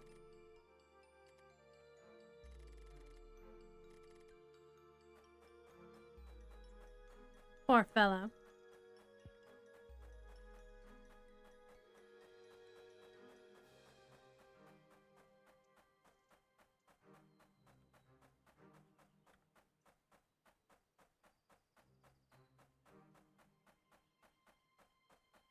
There doesn't seem to be very many places to go in this maze. So long as you remember which way you've gone.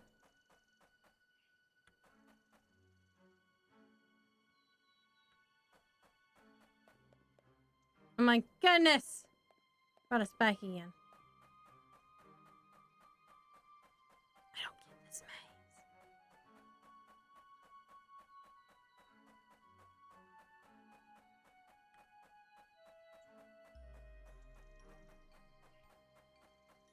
maze. I mean, they're like, obviously is a hint.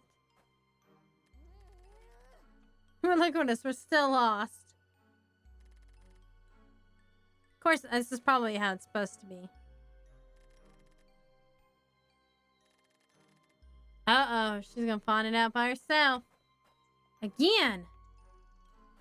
This girl. I'm telling you. Now I have to figure out which way she went again. She just leave her ass. Be like, bye, bitch.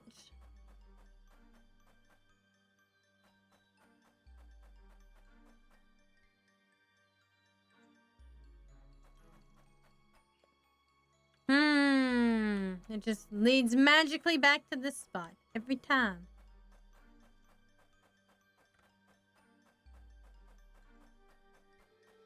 Figure out which way she's going.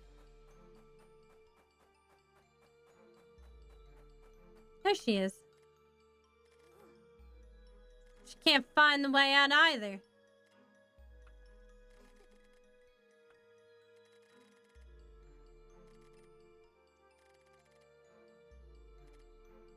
Fine, fine, fine.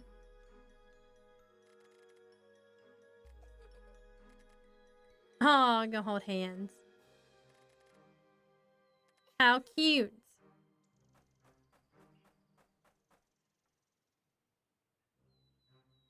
Oh my god. I was thinking maybe it'd take us in a different direction, but no, no. Has not.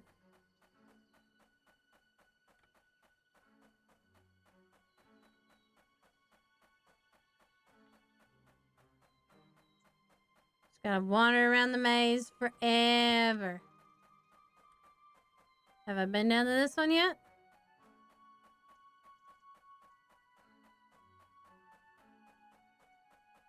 That just goes in a loop. Son of a bitch.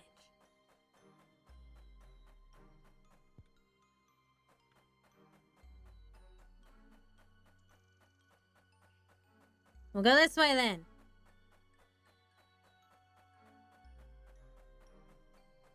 We're finally in a different spot.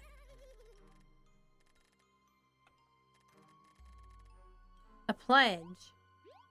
Wasn't there like a trick to solving mazes without thinking? Something like always keep it to the right? Yeah. But, I don't know if that really seems to work with this maze. Yay! Friends forever. They did say that that's the trick to use, but... But, like, it made you keep coming back to the other place. Hey, we made it, though. It's a gingerbread house. That's a gingerbread mansion. On second thought.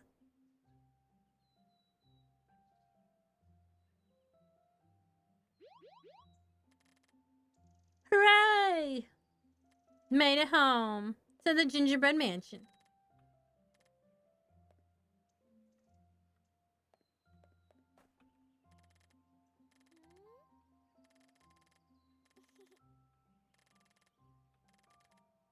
Just a friend that I don't know her name of. Doesn't remember her name.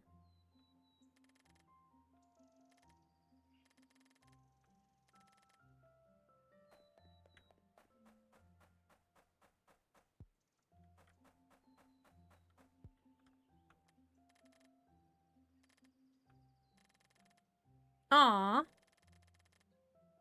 Oh. Damn, son. She's a little bit possessive, isn't she?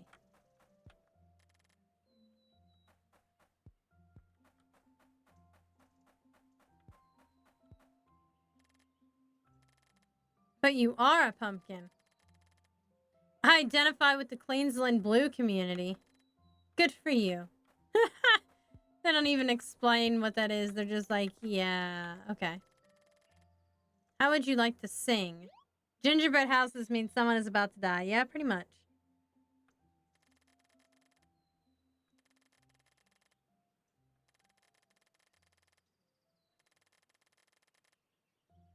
Not all pretty girls needs a king. It's a door that speaks and has a password.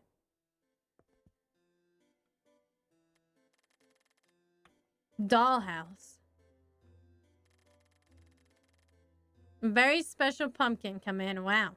How did the pumpkin do all that? The other straight upstairs. Those are straight upstairs.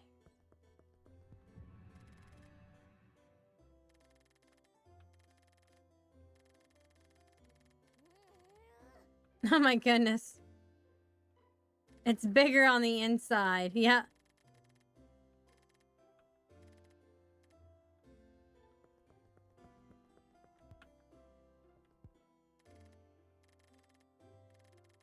A very special friend. We still don't know the name of. Maybe we'll never learn their name.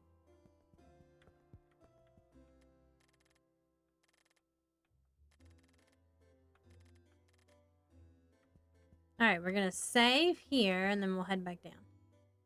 Or maybe it doesn't matter. Oops. Maybe it both leads to the same place. I have a feeling it leads to the same place. Yup. Sunbathing.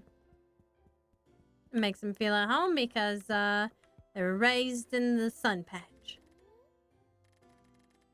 Uh-oh, the tooth fell out. Oh my goodness. I'm not touching your filthy tooth. Man, you do it then.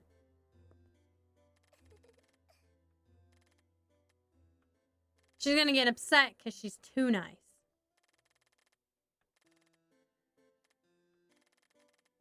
Oh my god. This is hilarious. It's that one jealous friend that just makes friends. That one rich friend that makes friends with everybody to like rub in the fact that they're a rich fucking friend, and then like they get really upset when like you're nicer than them and everybody likes you better than them. It's exactly what this is.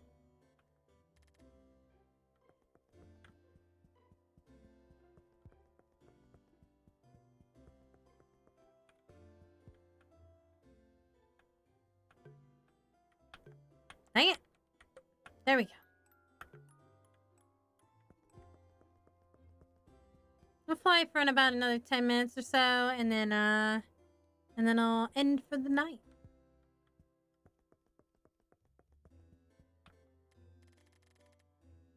Tea party!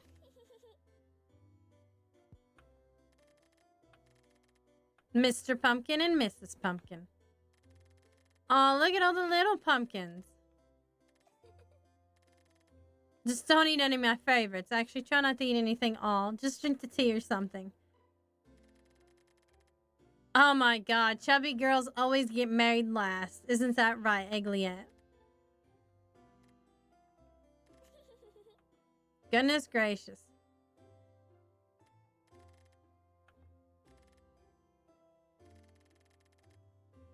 Damn, I think it's just because she's mean to everybody, okay?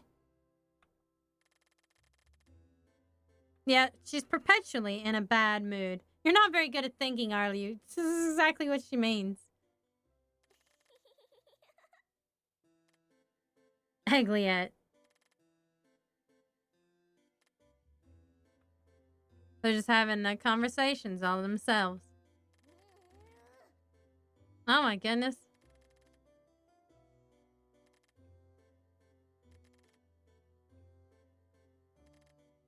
Well, but you did, didn't she?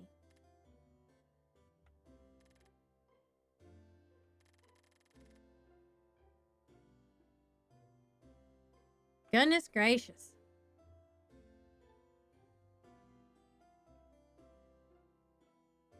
This girl.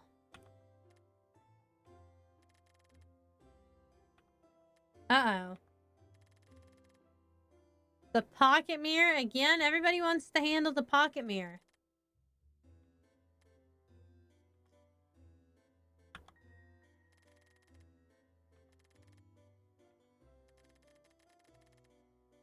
Oh my gosh, I bet it's not even gold. Oh, even Egliette's like, be careful. It's a pocket mirror.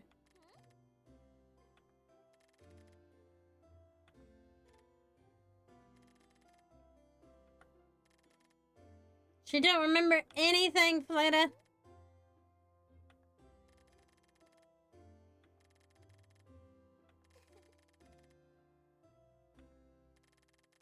Oh, but she's a doll. But she's not a toy, though. Oh, shit.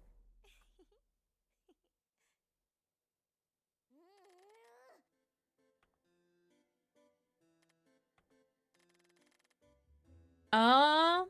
What was that? Damn! Look at those eyes glow red. She got creepy all of a sudden.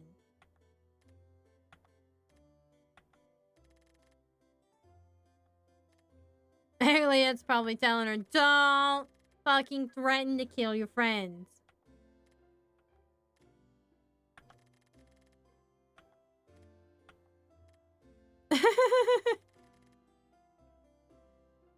Maybe there aren't eerie options in this game because they're all fucking crazy. Probably. I mean, she is having a conversation with the doll and we don't know what Egliette is saying. But obviously she does.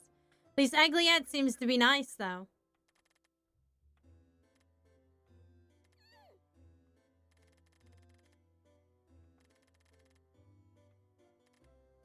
Oh my goodness. At least Egliette keeps this girl in line, right?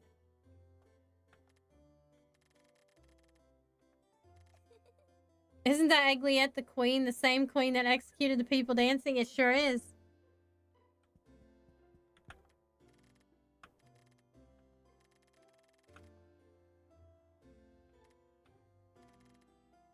Oh, wow.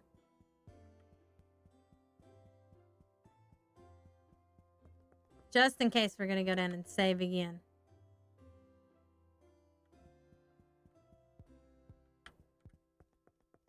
So we did one room. Oops. Dang it. There we go. I always press Z before I actually make sure that I have it on there.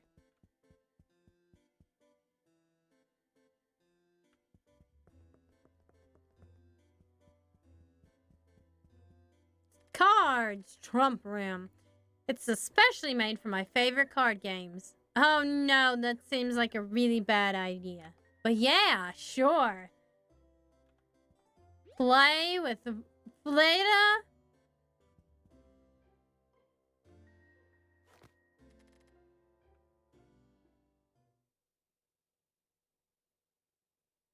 Oh, okay. This is a mini game. Is this memory or something? Or go fish?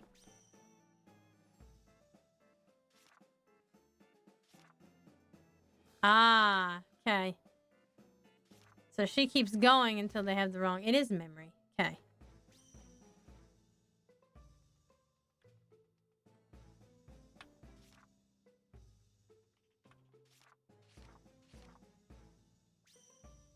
I see. Okay, I see how the game is played now. Memory is bad when the other person starts a match. It is. Look at that shit. You lose! Wonder what happens if you win, though. Memory is bad when you have to play against another person anyway.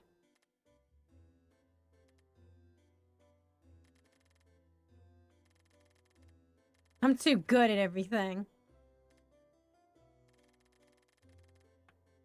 Too much of a coward to face me.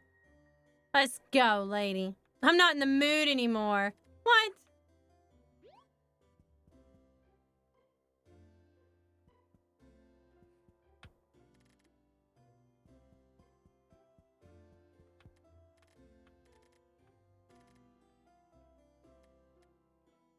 Poker face.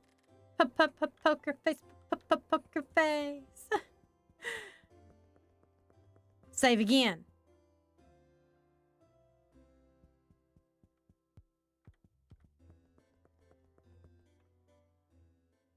You know, honestly, I figured it was a, you know, bad game, you know, against Fleda anyway. Because it's Princess Fleda. She'd probably execute me if I won.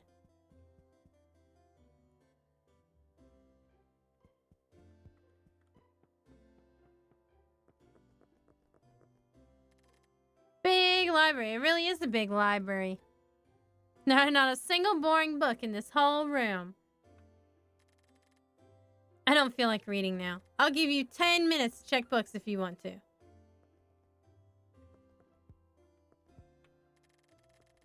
There once was a little Missy who was well known for being quite prissy. All of her faithful butlers enjoyed serving her tea, obediently answering her every plea. Ruthless and powerful, the girl's last breaths were everything but colorful. Got what she deserved, and bed in an aconite was her last dessert. Bestowed with such a cruel demise, in the Missy, it is now God's duty to strip me of my disguise. Having disposed of the queen who had taken their voice, overwhelmed with freedom did her servants rejoice. It's hard to believe Fida would like this kind of story. No, it's not. No, it's not. It's not hard at all. The complete biography of Queen Egliette. Nice.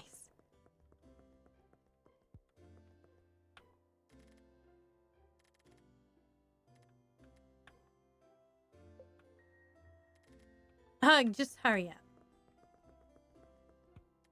How to Be a Perfect Princess by Princess Fleda. I see. There's a lot of books written about her. Sir Pumpkin the Third. I can't with these books, man. How to Dance the Waltz by Mr. Rabbit. Oh, interesting. He even has a book written about his dancing skills. A Boy's Midnight Journey by Henry D. Hillige. Read the book. A certain boy was known to have a problematic condition, one that would only affect him during the night, one that even the best doctors could not explain.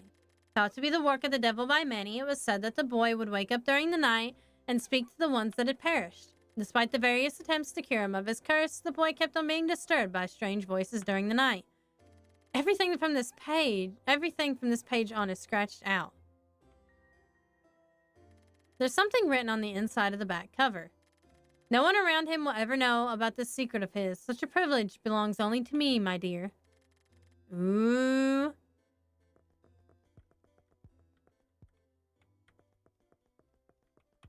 I guess these books aren't readable. All right.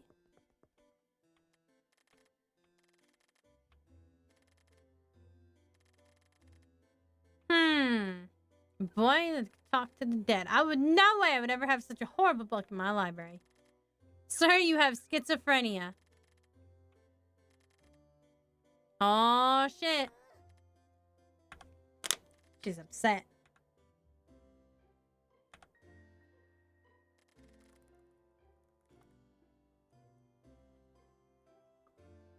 I don't want to stay here any longer.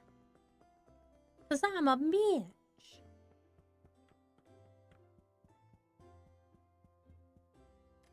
I don't want to go there yet. What? Oh. This is actually my most special room.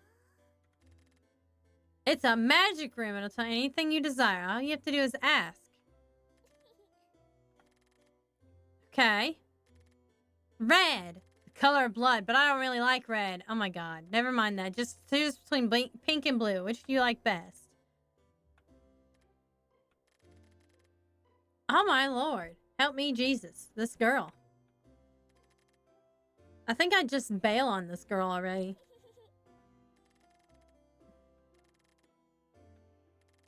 Why even ask exactly?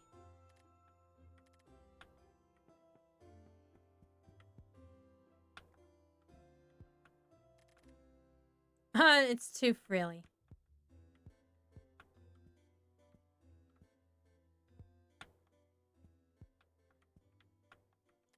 There are my 3 special mirrors.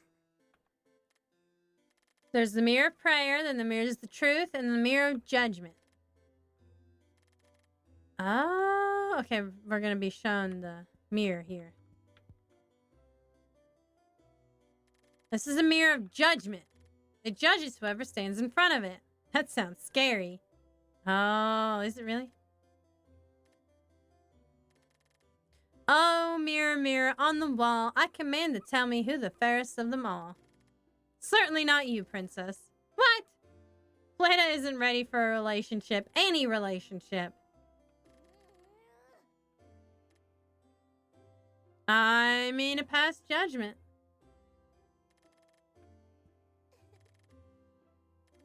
That's an order. Get judged by the mirror right this instant. Mirror, I'd like to ask you who's the fairest of them all. There's only one who can hold that title, miss, and that one person is you. Damn.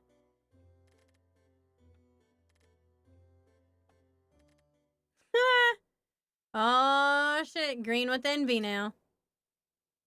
She broke the fucking mirror. Got what it deserved. Oh, shit. She's getting a little bit scary now. Oh, you know that tale? Ask what your name is. Oh, mirror, mirror on the wall, tell me who's the pinkest of them all. That is you, princess. Haha, I knew it. Could have only been you, right?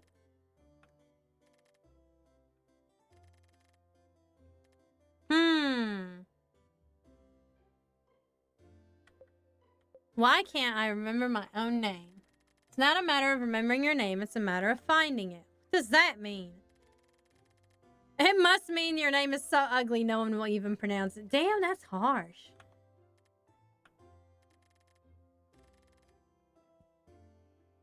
That's harsh as fuck.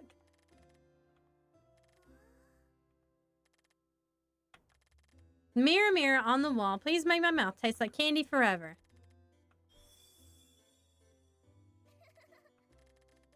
Nice.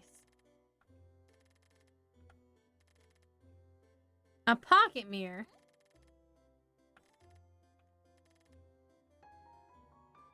Imitation pocket mirror. Aw, got it for her. Why would I want something stupid like that? Damn. Gotta give Flit a little love tap to the face. More than a love tap.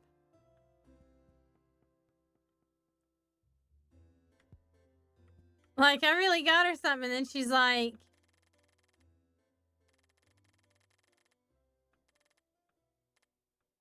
Oh, I bet she's fucking dead.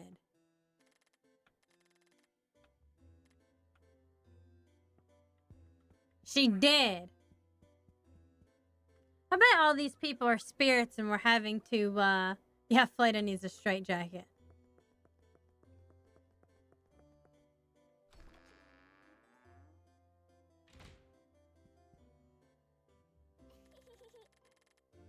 Where I keep all of my toys.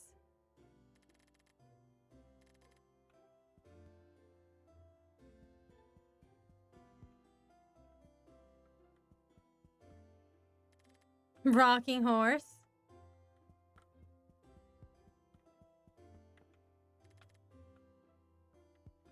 So many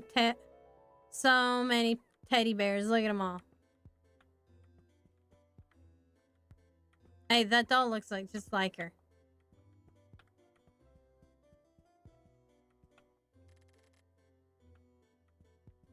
Hey, look, there's a save file right here. Maybe? Maybe not.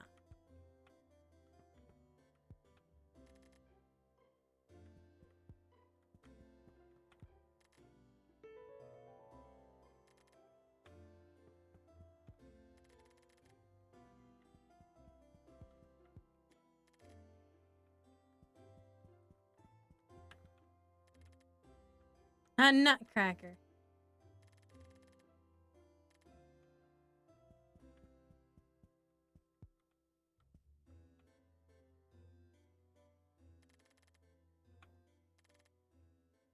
Nice. Talking about our toys again. But I can't understand Eggly yet.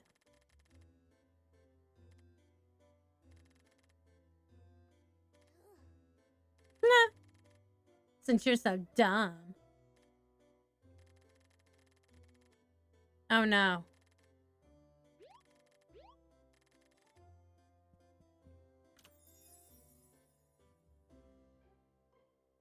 Oh boy. What the fuck, man?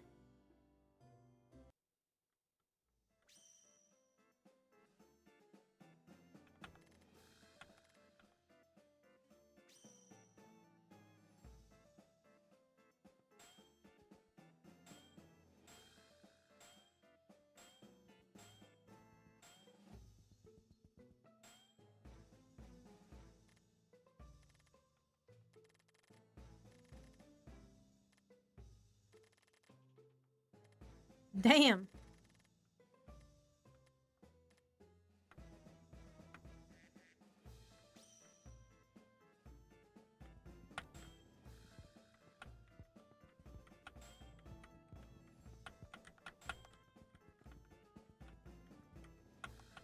Dang, these butterflies. They move so fast. Oh, Jesus. Okay. I got 5. Feel like beating her would be the worst outcome. Probably. I think she'd fucking kill me on the spot. I'm the best at everything. Wow. That's so harsh.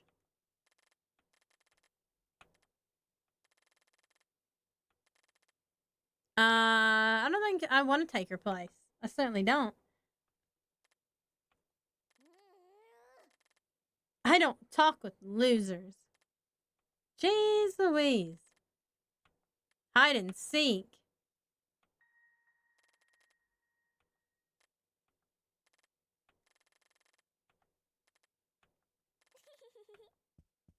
Bitch.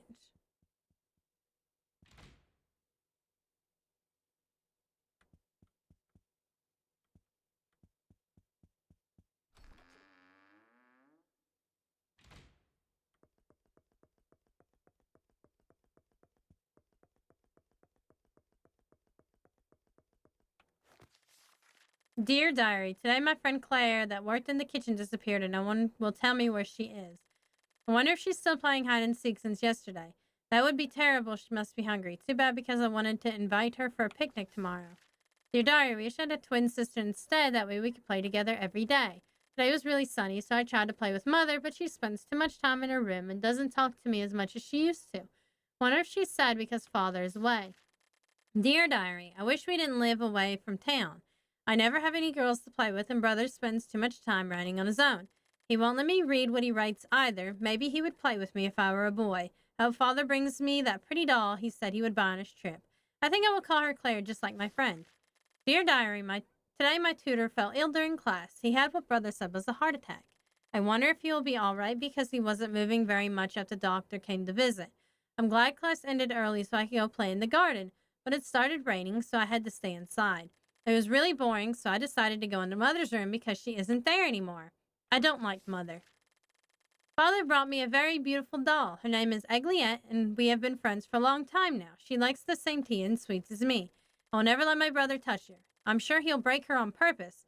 Egliette doesn't like boys either because they're brutes. It's so obvious Father is a boy because he's going to the war again. I don't understand him.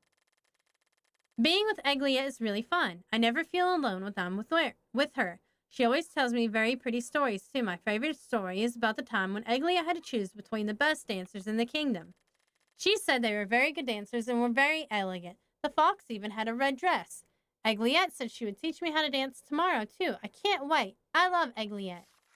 Today was a really bad day. I hated it because it was raining and the story Egliette told me was very stupid. It was about some witches that went into a forest to pick up berries. It sounds so boring. I bet they tasted like dirt. It's a mean girl kind of place, yeah. I think they played with magic, but I don't care because I didn't like the story. It was so stupid I hated it. My favorite color is pink. Egliette likes pink very much too. When my eyes turn pink, I will play dress up with Egliette and we will only wear pink dresses. But I will have to cut my hair because it's too long and I like it shorter. Whose diary is this? Gee, I wonder who.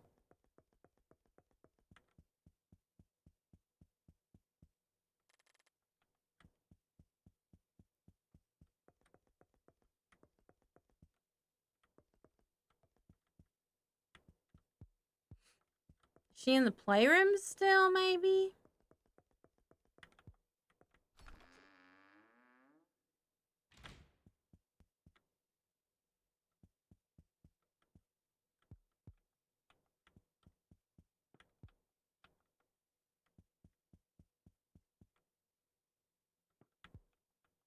Hmm.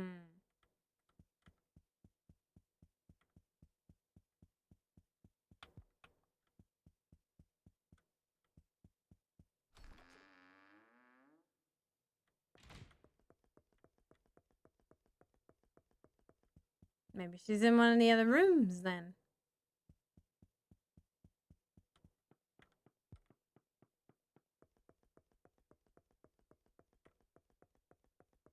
Hmm.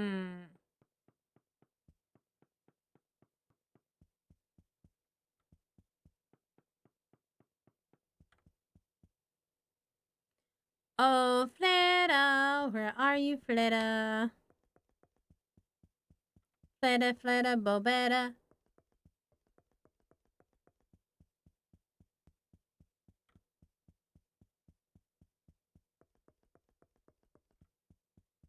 Oh my gosh, she got me on these fucking games like crazy.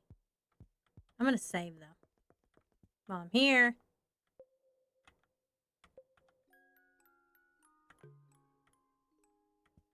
Oh, there she is.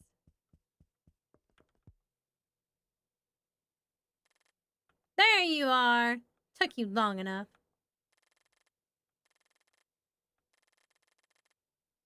Oh my goodness.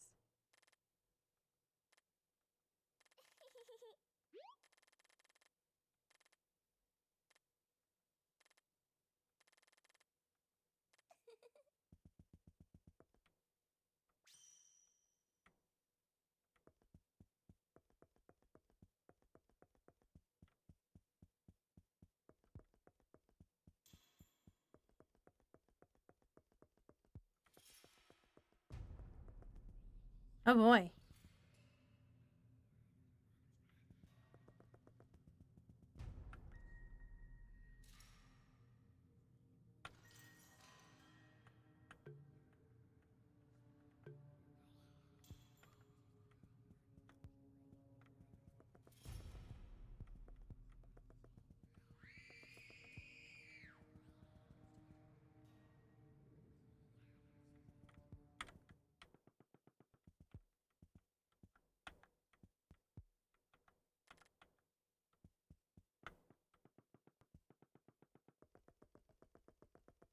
I don't really see a place to hide.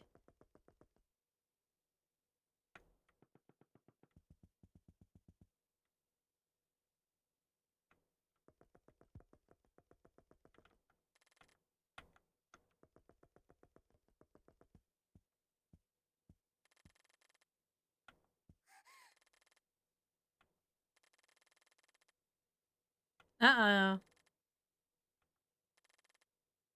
Dang, son.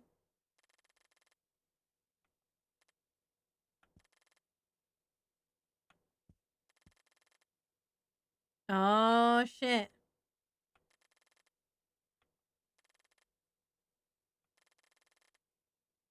Uh-oh.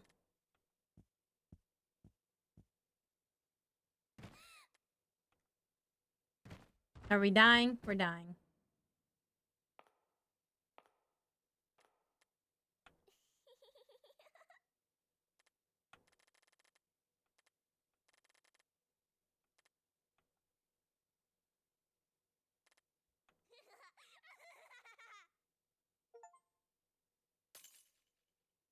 Get the dead end.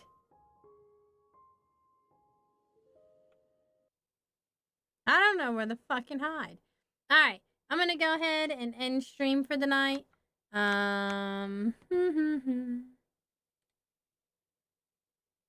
Thank you all for joining me. My next stream is gonna be Saturday at 3 p.m. EST. I'm not sure what we're gonna play. Maybe we'll play some more Pocket Mirror. And obviously, we're going to play some Honkai Star Rail, maybe some Baldur's Gate 3. I don't know. Maybe we'll just play Pocket Mirror and Honkai Star Rail. But anyway, thanks all for joining me for my impromptu Halloween special. I hope you liked the narrating of the old stories and the little bit of Pocket Mirror we played. And I'll see you Saturday. Good night.